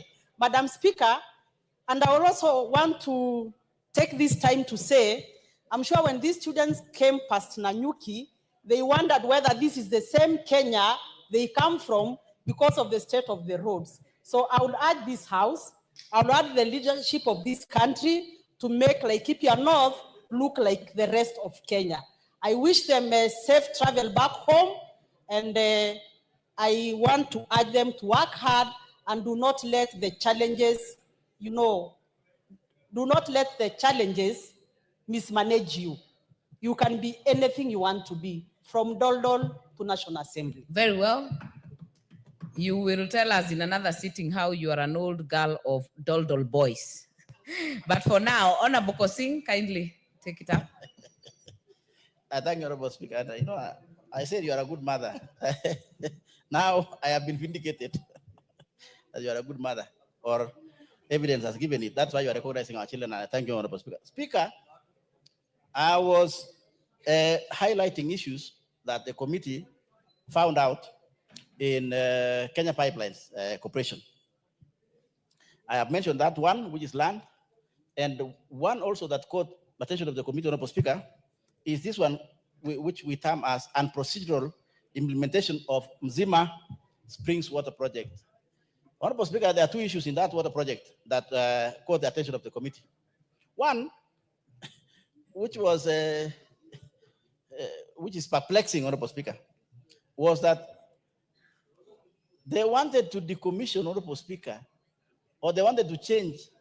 This is Kenya Pipelines, and this is Mzima Springs. Mzima Springs, Honorable Speaker, is water. So you can imagine, National Pipelines, Honorable Speaker, is for petrol. It's for supply of petrol. So what we found out, Honorable Speaker, is that they were directed to take petrol pipes, right, to be able to transport water, Honorable Speaker, from Zima to Mombasa. It was weird, Honorable Speaker, that you can, somebody can direct that you use petrol or petrol pipes, that those petrol pipes can be used to transport water for human consumption, Honorable Speaker. That was weird. My committee found out that one, Honorable Speaker, that was extremely weird. Number two, in that, Honorable Speaker, they spent 400 million. They spent 400 million in trying to do the pipeline from Springs, Mzima Springs. Mzima Springs, Honorable Speaker, is in Taita. It's in Taita, Taveta. And therefore, of course, moving that water all the way to Mombasa, it's about 200 kilometers or something like that, or maybe less. I think surveyors can be able to tell us that, but that's an estimate. But what caught the attention of the committee, Honorable Speaker, are those two issues. How can one, in any thinking, normal thinking, expect that you can transport water using petrol pipes or pipes that carry oil? It's weird, Honorable Speaker, in terms of health. And of course, it didn't happen. And therefore, because it didn't happen, we don't know where 400 million went, Honorable Speaker, or was used or squandered or eaten. Therefore, Honorable Speaker, the committee is asking the House to agree with us. And the agreement we're asking, Honorable Speaker, is that the officers who are involved that day, they must be investigated by EACC, anti-corruption, Honorable Speaker. Yes, and they should not, and so that, Honorable Speaker, in future, Nobody can say there are powers from above. Powers from above, Honorable Speaker, can lead to danger in terms of health of the people. And this is a good example of Mzima Springs, Honorable Speaker. It was weird that some people, even if it's direction from above, that some people can agree to use. Of course, it failed. Maybe for health of the people of Mombasa and people of Kenya, we say it's good it failed. But they had the money. They had the 400 million. We need the 400 million back. Of course, those pipes were not used, and they were not going, of course, Honorable Speaker, to be healthy to use petrol pipes to supply. I don't know why it was pipeline, not national water or coast water, to be able to supply water to the people of Mzima Springs. I'm of the opinion, Honorable Speaker, that maybe the people of Mombasa are still missing the water. That money should come back from the people with the money to add the money, so that the project can be able to proceed and the people of Mombasa get water. It's weird, Honorable Speaker, but let this be an example. And therefore, it's up to you, EACC and the anti-corruption, to pick over.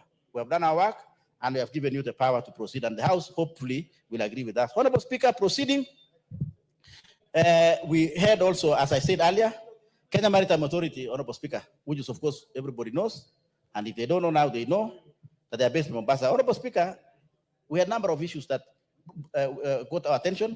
We had 41 audit queries, but I want to bring forward to you, Honorable Speaker, that one that got our attention and the attention of the committee that I'm using as a cross-cutting is supply review and installation of enterprise resource planning project, Honorable Speaker, that we realized it stalled, and it was done poorly, Honorable Speaker. So what's our recommendation? Those people who did that project should face the law. And therefore, the investigative agencies should pick up their work and bring those people to book. They squandered their time. They should face the law. The time of eaters, Honorable Speaker, is over. The people of Kenya, and particularly now, Honorable Speaker, when taxes are a bit high, we are recommending that they should be investigated and they're brought to book. Further, Honorable Speaker, we had Kenya Railway Corporation. In this one, Honorable Speaker, two issues I can say are cross-cutting issues, which I want to submit to you and the House. Of course, Honorable Speaker, we had 3 financial years in this one. We had that state corporation, that's Kenya Railway, and 27 audit queries. Out of 27, I've taken 2 for my presentation today, Honorable Speaker. One is non-disclosure of material uncertainty related to going concern. Honorable Speaker, we realize that Kenya Railway, if it doesn't change or the government helps it change, it will die. We have realized, Honorable Speaker. And therefore, we are recommending, and they're hearing, we are recommending, Honorable Speaker, that maybe they should expand their thinking, not only to rely on commuter. We are also thinking, Honorable Speaker, that they should heavily rely on cargo. Because, Honorable Speaker, for them to be profitable, and if they are only transporting passengers, then for them to be profitable is to add more prices. And therefore, that becomes very expensive for the people of Kenya. Maybe SGR or something like that, it will become expensive. So that they don't die, they should be able to think out of the box. And one of the recommendations we had is that they should think about investing in cargo transportation, Honorable Speaker. Seriously, cargo transportation might help them to survive. If they don't do that, Honorable Speaker, then they are on their way to exit in this country. Number 2, Honorable Speaker, we also found out default in the payment of Exim Bank loan between themselves and National Treasury. Honorable Speaker, that's a serious issue that we are recommending that the National Treasury and Kenya Railway should agree on how to treat that Exim Bank, which of course, Honorable Speaker, you know, Exim Bank came to build or help the people of Kenya to build the SGR. Finally, Honorable Speaker, in terms of the organizations, the 7th organization is Information and Technology Organization, which is of course ICTAC. Honorable Speaker, this one, 3 financial years, 26 audit queries. One I can present to you, Honorable Speaker, out of the 26 which are in this report. One that caught our attention, Honorable Speaker, is something called partial loan, which was, Honorable Speaker, the government of that time, this was 2018, 2019, it was promotion. The government was trying to promote digitization, small creators in terms of digital economy. What, of course, now this government is trying to do to build ICT centers in all over the constituencies. Honorable Speaker, this one, when they were trying at that particular time, they also, of course, helped a lot of people, Honorable Speaker. Of course, what happened? There was no proper administration in terms of people taking this money. It was like seed capital to be able to establish your own digital. It was just like a nursery. Government had money for nursery. It gave to ICT. And in trying to recover the money, Honorable Speaker, ICT board, it became impossible. Of course, these are small people, no security. It's almost like the one we have now, which is, of course, the Hustler Fund. When people come and take money, when you're trying to promote people and they come to take money, there was no security. Of course, if you want to help somebody, if you have security, then we're trying to do what? We are helping bourgeoisies. So because of those poor people or poor students, at that particular time, they were unable to be able to pay the loan.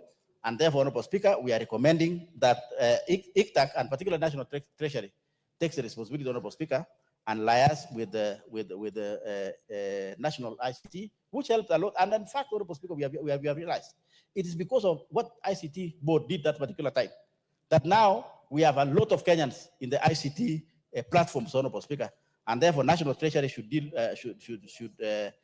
We are proposing that the National Treasury should work with the ICT board to be able to write off that obligation from ICT, Honorable Speaker, because that was a government, national government direction. Honorable Speaker, having said that, and making that presentation, Honorable Speaker, I want to make the following few conclusory remarks. One, Honorable Speaker, where do we get our power?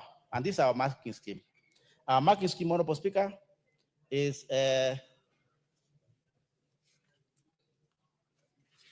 Honorable Speaker, our marking scheme, that is what guided my committee. And I want to thank my colleagues. But what guided our committee, Honorable Speaker, is Article 201, Honorable Speaker, of the Constitution. Of course, and this is a constitutional item. Article 201, Honorable Speaker, what is it saying? It's saying that we should spend our money in responsible financial management and clear fiscal reporting. We are trying to look at that and saying these institutions which we are auditing, did they follow Article 201 of the Constitution, Honorable Speaker, specifically the items which I've told you. Honorable Speaker, we are also using Article 226 of the Constitution in mirroring and in doing our work or examining these books. And I want to say this, Honorable Speaker, for record purposes and also to emphasize our point as a committee. The law says, the Constitution says, the holder of public office, including political office, who directs or approves the use of public funds contrary to the law or instructions, is personally liable for any loss arising from the use and shall make good the loss, whether the person remains the holder or not. Honorable Speaker, so that the recommendation which I've just said, Honorable Speaker, earlier, nobody will say those are personal recommendations, Honorable Speaker, or that maybe the committee were very annoyed against some people. No, Honorable Speaker. The law, it is the law. It's Article 226, Honorable Speaker. Further, it says the accounting officer of national public entity is accountable to the National Assembly for its financial management. And that's why we are presenting this report, Honorable Speaker, so that they should know. This is not our own imaginations. And they should not find any pain when we make such a recommendation, Honorable Speaker, that we are protected, and it is our responsibility as a constitution. So nobody sees my face and say, maybe Mashima Singh is doing that. It's not my work. It's the work that we have been given by the Constitution of the Republic of Kenya, Honorable Speaker. Of course, I won't apologize for the responsibilities of doing the work for Parliament and the people of Kenya.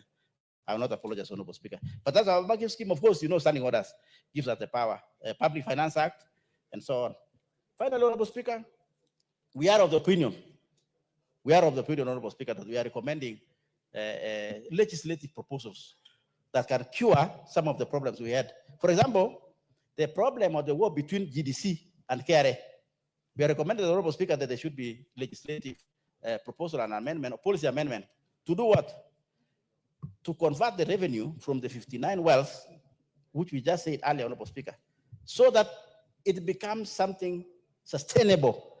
That revenue should be treated as A&A, not as revenue, or the money that is coming from the 59 wells, which I just moved earlier, Honorable Speaker, that money should be treated as A&A and ring-fenced for purposes of digging or investing in more wells to create more energy, Honorable Speaker, and more clean energy. We are proposing, Honorable Speaker, that there should be legislative proposal. Sometimes, Honorable Speaker, some of the cures of these audit queries, Honorable Speaker, are not necessarily maybe what I'm saying should be investigated, you should go to court or DCI. Sometimes, Honorable Speaker, the long term, and the bigger picture will be the amendment of the law. And that's why we are proposing that amendment, Honorable Speaker, and to be picked by the committee in charge or responsible, which is, of course, now in GDC. That is, I'm thinking that should be either Finance Committee or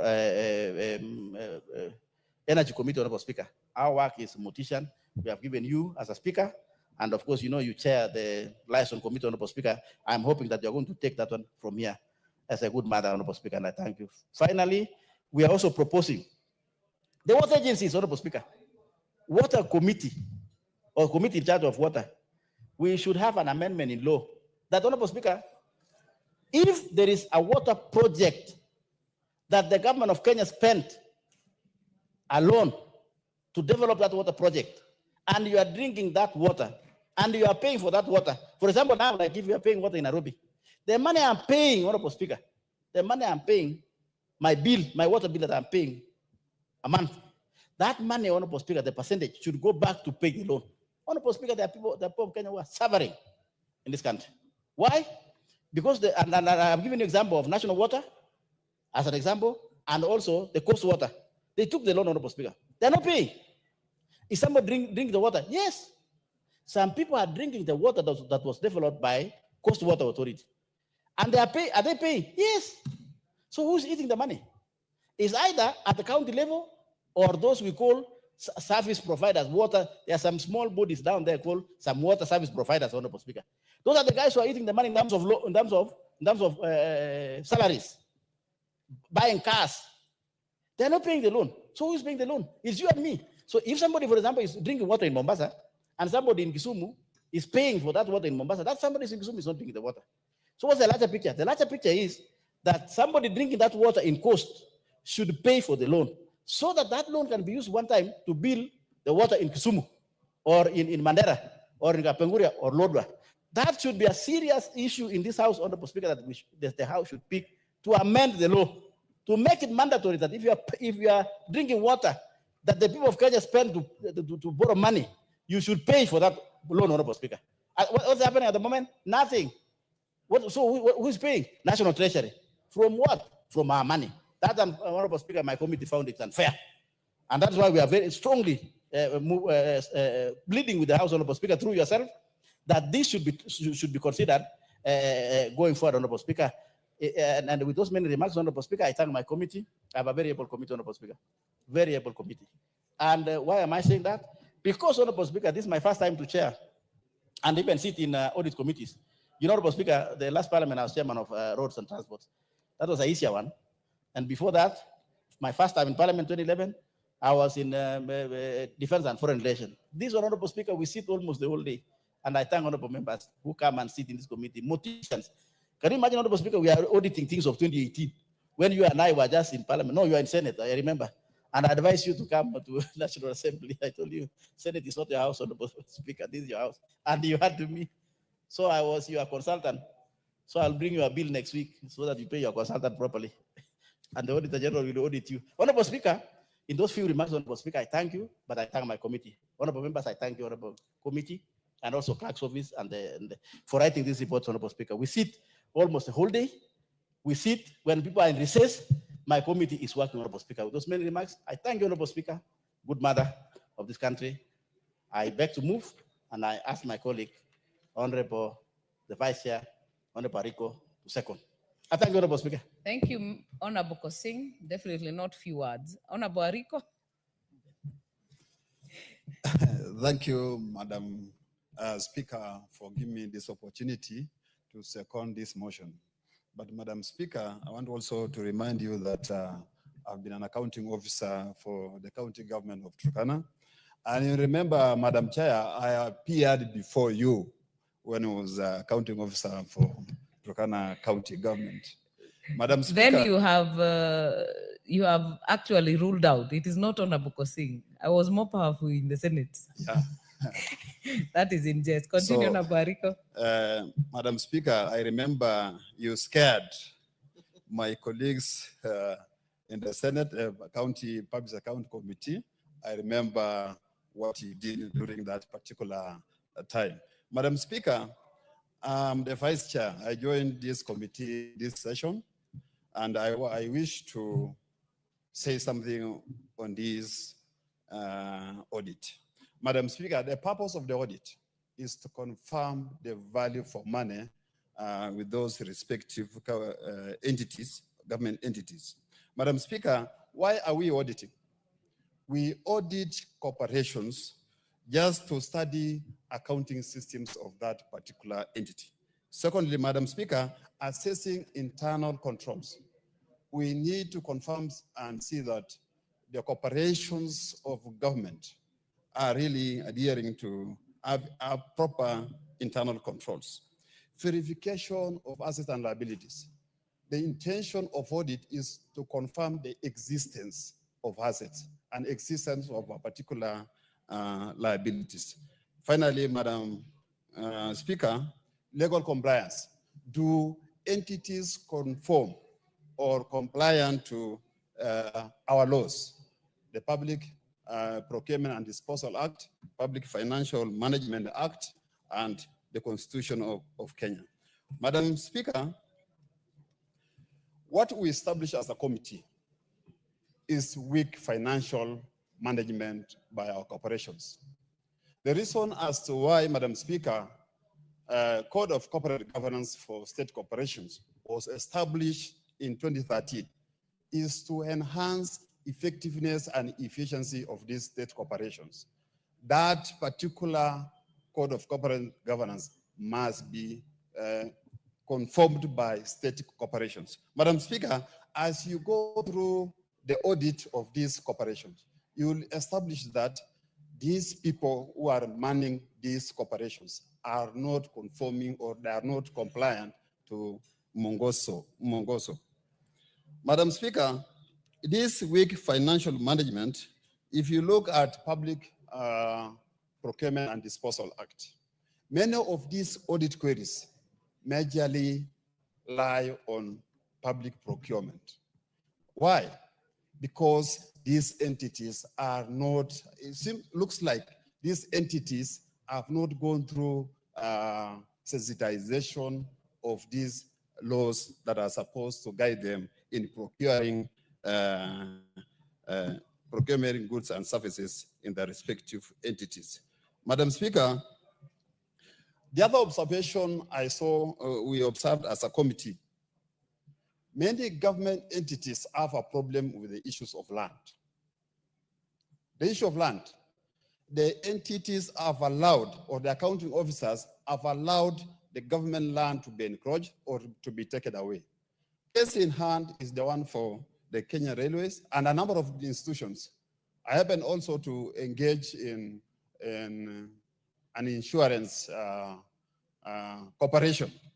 There's an insurance company, Insurance Regulatory Authority, has an asset that has been taken away by private developers. So, Madam Speaker, there's need for the government, the accounting officers. It is the responsibility of an accounting officer to secure the asset of an entity. If that particular asset is not secured, there's need to see that that particular accounting officer need to be an action need to be taken against that particular accounting officer. The other thing, again, Madam Speaker, the institutions of government, when a circular that separates institutions of government are implemented, the assets are transferred, but liabilities are not transferred. A case in hand is the water institution that the chair talked about. The asset was transferred, the Water Service Board, regulatory. That particular asset was transferred, but unfortunately, the loan that was taken to secure that particular asset was never transferred to the entity that took over the asset. Madam Speaker, The committee has made recommendation. The reason as to why the committee is there, the committee has to observe all the happenings of that particular incident, and especially what has been highlighted by the auditor. And we've made recommendation, and those recommendations, Madam Speaker, need to be observed. The particular committee that need to follow up, the committee on implementation, is it the committee of implementation, has to take action to see that necessary actions have been taken by responsible institution to see that actions have been taken as recommended by the committee. The issues of disclosures in our financial statements, Madam Speaker. Entities are not disclosing material aspects of the institutions. And it is envisaged in international accounting standards, there is a need for institutions to make some disclosures. And some of these entities are not making those disclosures. Going to GDC, GDC has secured a lot of assets, equipments, the risks that the chair talked about. Those risks are not being utilized. Almost 60% of those machines are idle, Madam Speaker. So there's necessary action to be taken against those particular officers for acquiring assets that are not going to be utilized by the government. Madam Speaker, I second.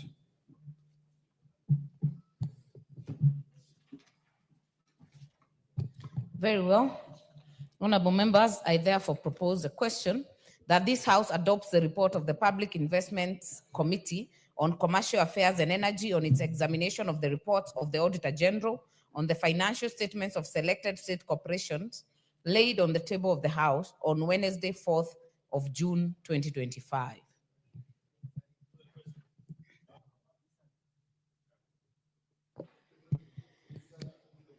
I am not sure the people indicated, the members indicated here want to speak to this. Honorable Mulanya? Not here. Honorable Muliungi? Not on this. Honorable Kainan? Thank you, Madam Speaker. Madam Speaker, this is a very critical committee. As the chairman emeritus, fondly, one of the things that I remember when the framers of the current standing orders, like the late Honorable Anyona, the Honorable James Agri Orengo, and Governor Anyang Yong, came up with the standing orders, actually one of its first in the region, to come up with a special committee called the Public Investment Committee. Then they had three things in mind. First, create an entity, a quasi-government entity that will operate like a business entity, though owned and fully funded by the taxpayers, in order to ensure that there is value for money in every transaction that they undertake. Madam Speaker, over the years, we have amended our standing orders and divided the committee into three groups, and the most prominent of which is the Public Investment Committee on Commercial Affairs and Energy, Madam Speaker. Madam Speaker,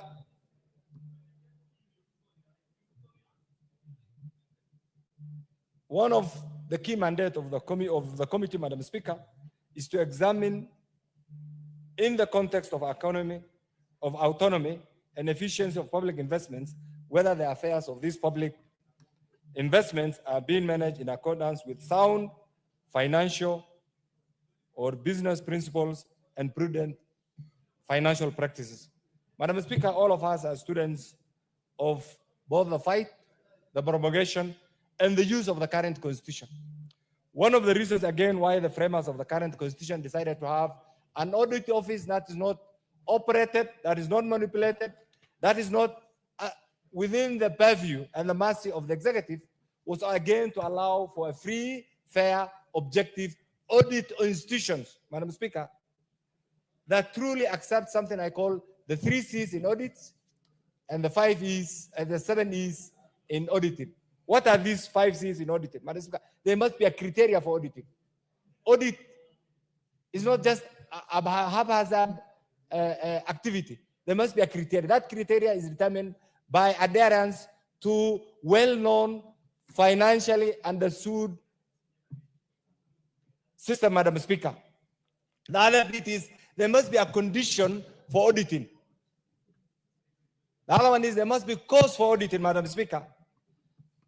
And equally, the other C is there must be consequence for that particular audit. And finally, there must be a mechanism, a corrective, that's what they call the corrective action.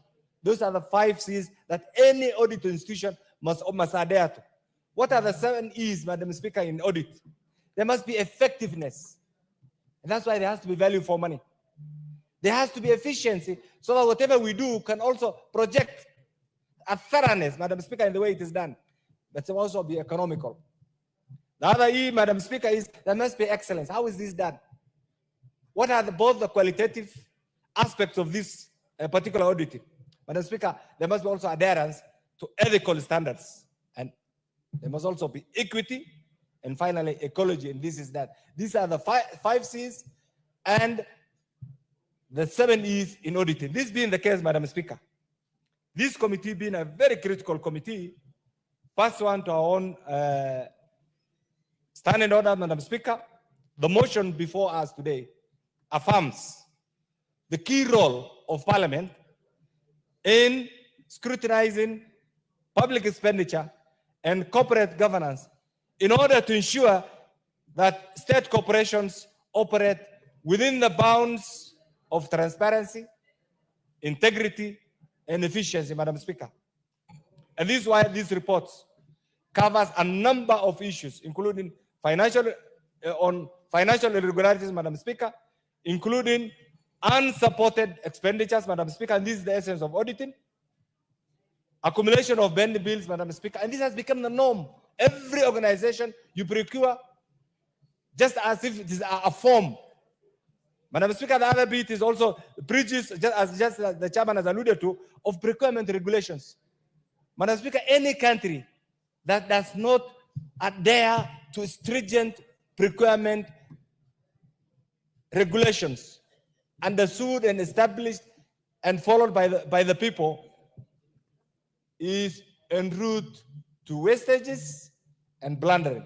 And Madam Speaker, if you go even the villages where we come from, under the county government, under state corporations, under many government agencies, this issue of breaches of procurement, Madam Speaker, is one thing that occurs everywhere. I don't know how we are going to stop it, but it's there. That's why we have today billions, hundreds of billions as bending bills, Madam Speaker. The other bit is, Madam Speaker, the weak internal controls, Madam Speaker, and this requires an immediate action, Madam Speaker, and that's why this committee on its own volition, pursuant to the standing order, Madam Speaker, under the leadership of our able chair and the vice chair and other committee members, decided to consider the reports of these 5 critical agencies, Madam Speaker, these 5 critical agencies, Madam Speaker, in order to allow value for money. We're dealing with GDC.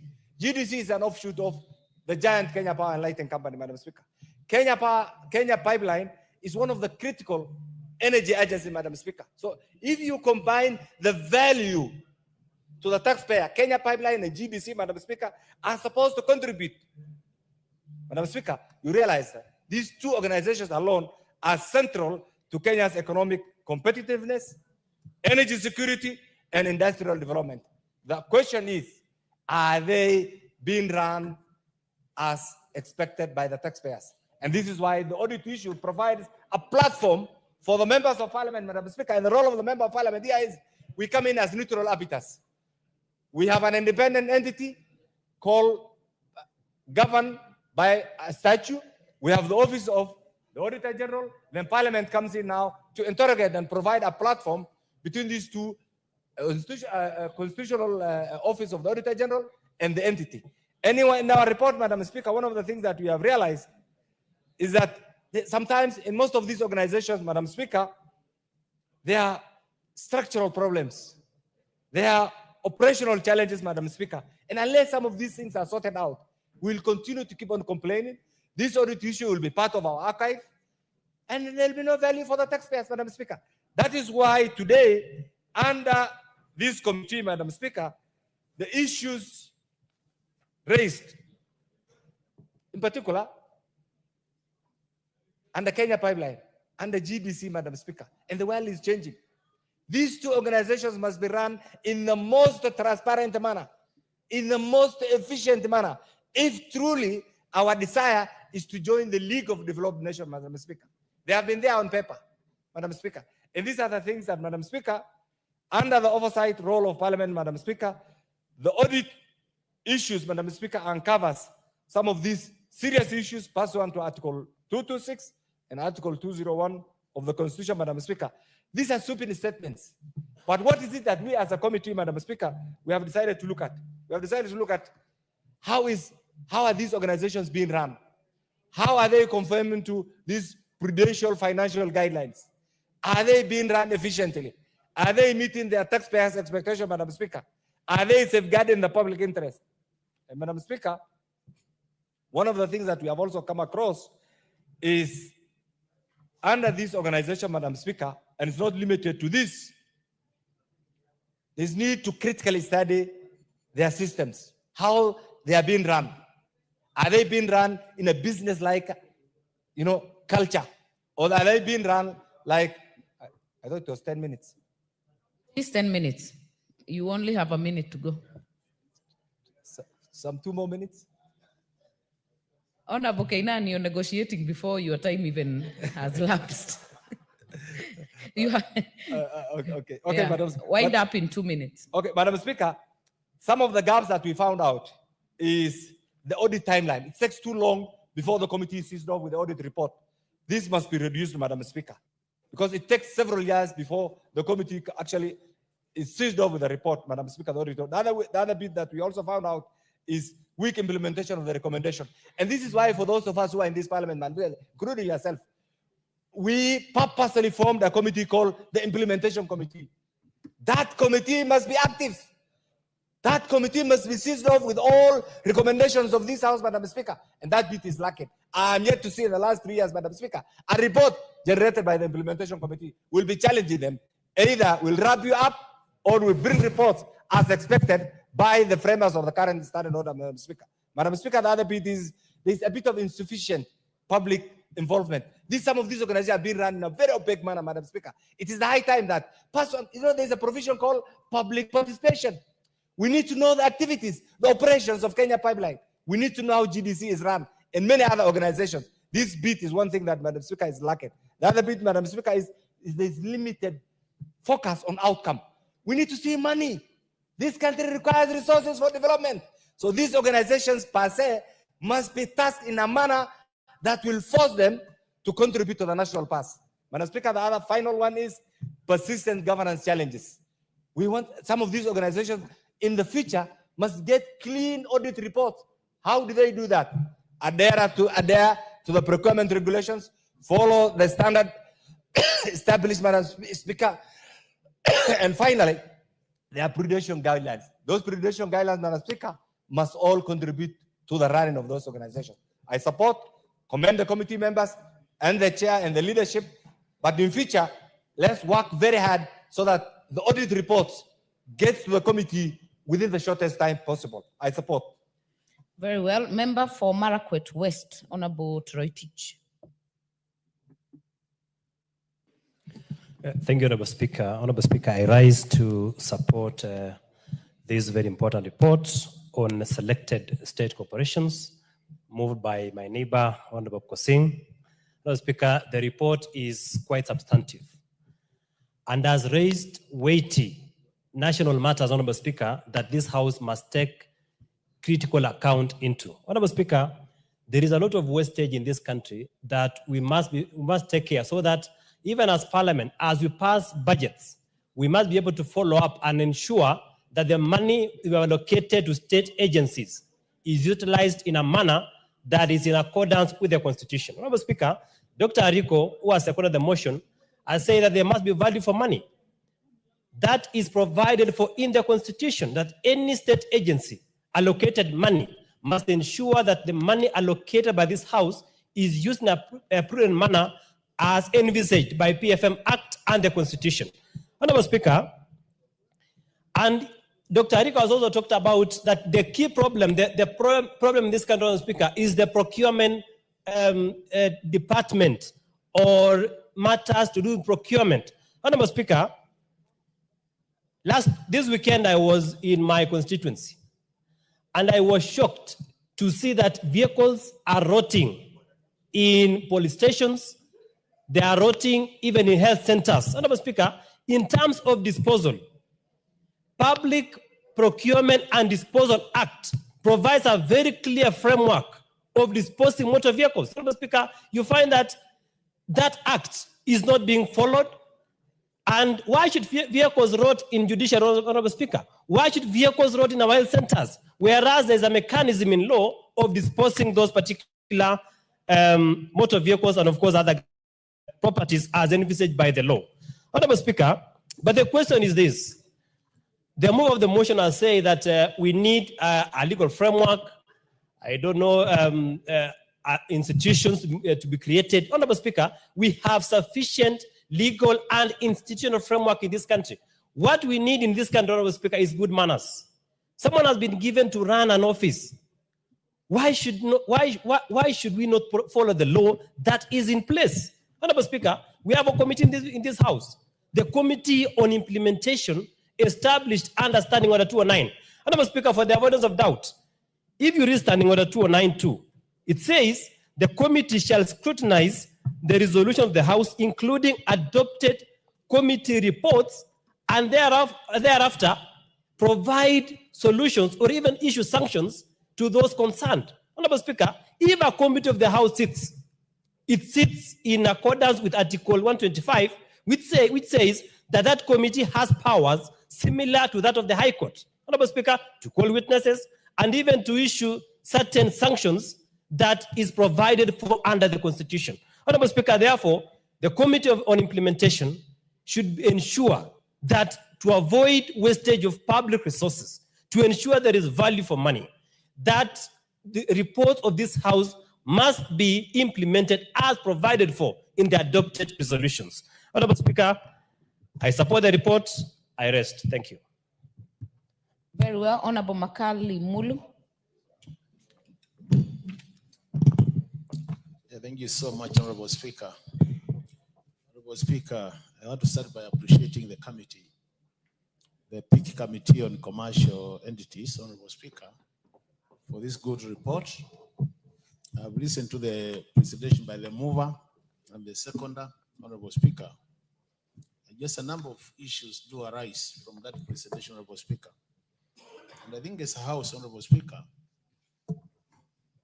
it is time we do take some of these reports by our audit committees seriously. Because, Honorable Speaker, I think it has gotten to a time when we think these are just normal presentations. And I think if we really want to help this country, Honorable Speaker, it is time these reports are discussed into details. It is time to make sure that the recommendations of these reports are implemented up to the letter. What am I saying, Honorable Speaker? Honorable Speaker, I'm saying this House, as a committee called Implementation Committee, which is supposed to be following up on some of these recommendations, Honorable Speaker. But Honorable Speaker, you realize that very little is done after the reports are discussed in this House. And that's where we are really, as a House, not doing our work as expected, Honorable Speaker. Honorable Speaker, let's look at the issue of the timing of the reports. The Honorable Chair of this committee has indicated they are discussing reports of around 2018, Honorable Speaker. On a serious note, Honorable Speaker, today we are 2025. You know, at times I wonder, how can we explain that gap? A gap of almost 7 to 8 years. How do we explain it? And to make things very complicated, Honorable Speaker, you realize that the accounting officers of those days, most of them have retired, and if they have not retired, they have gone to visit their maker.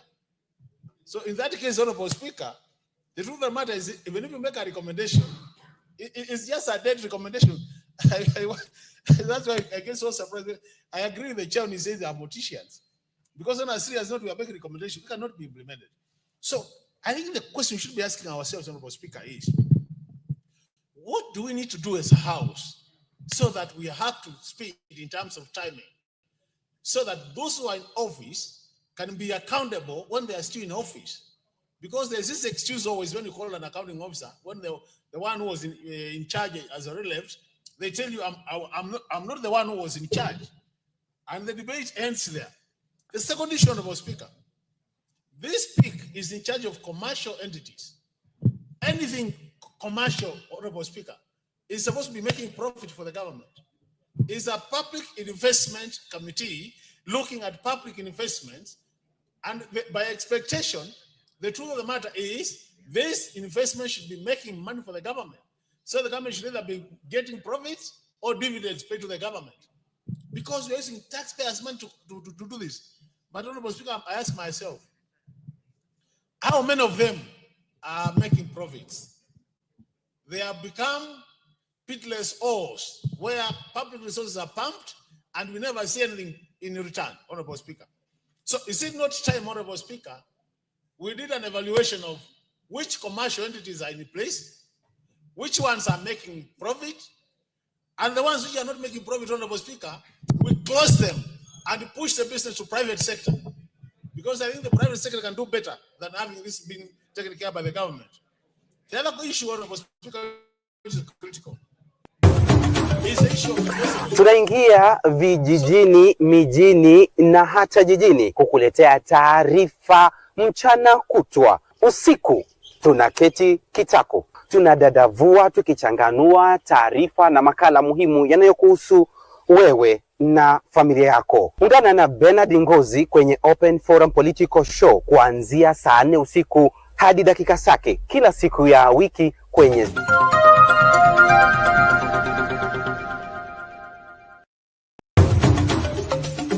Tunaingia vijijini, mijini na hata jijini kukuletea taarifa mchana kutwa. Usiku tunaketi kitako, tunadadavua tukichanganua taarifa na makala muhimu yanayokuhusu wewe na familia yako. Ungana na Bernard Ngozi kwenye Open Forum Political Show kuanzia saa 4 usiku hadi dakika zake kila siku ya wiki kwenye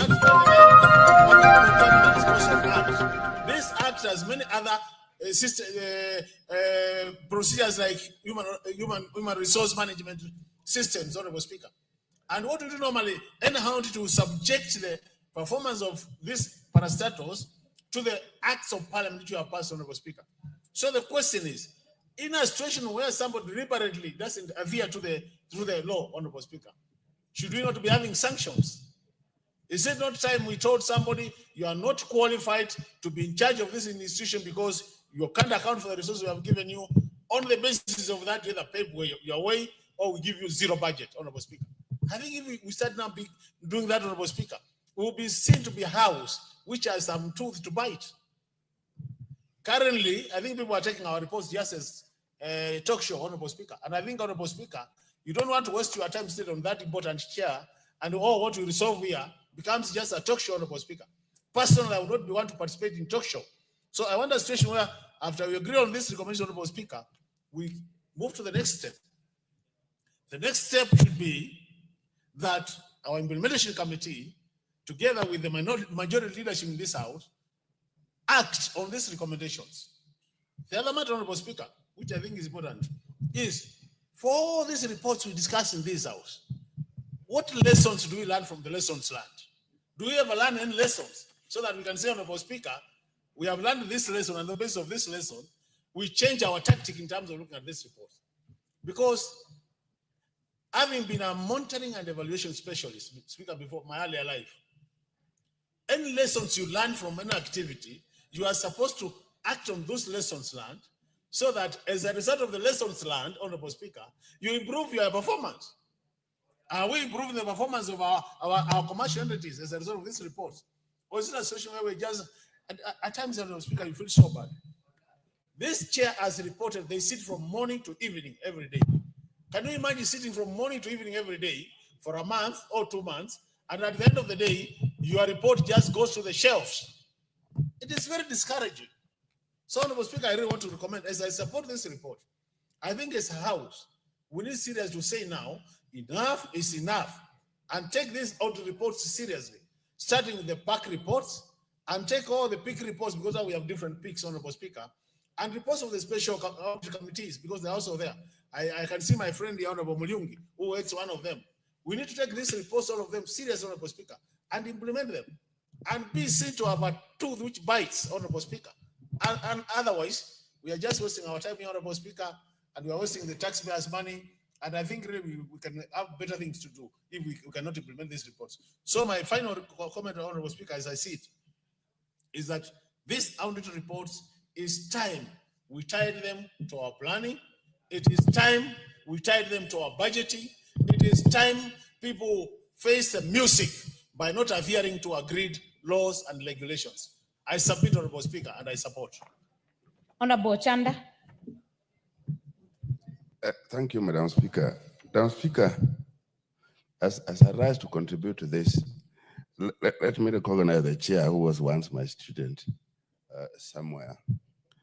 And where he has missed, I want to tell him that learning doesn't end.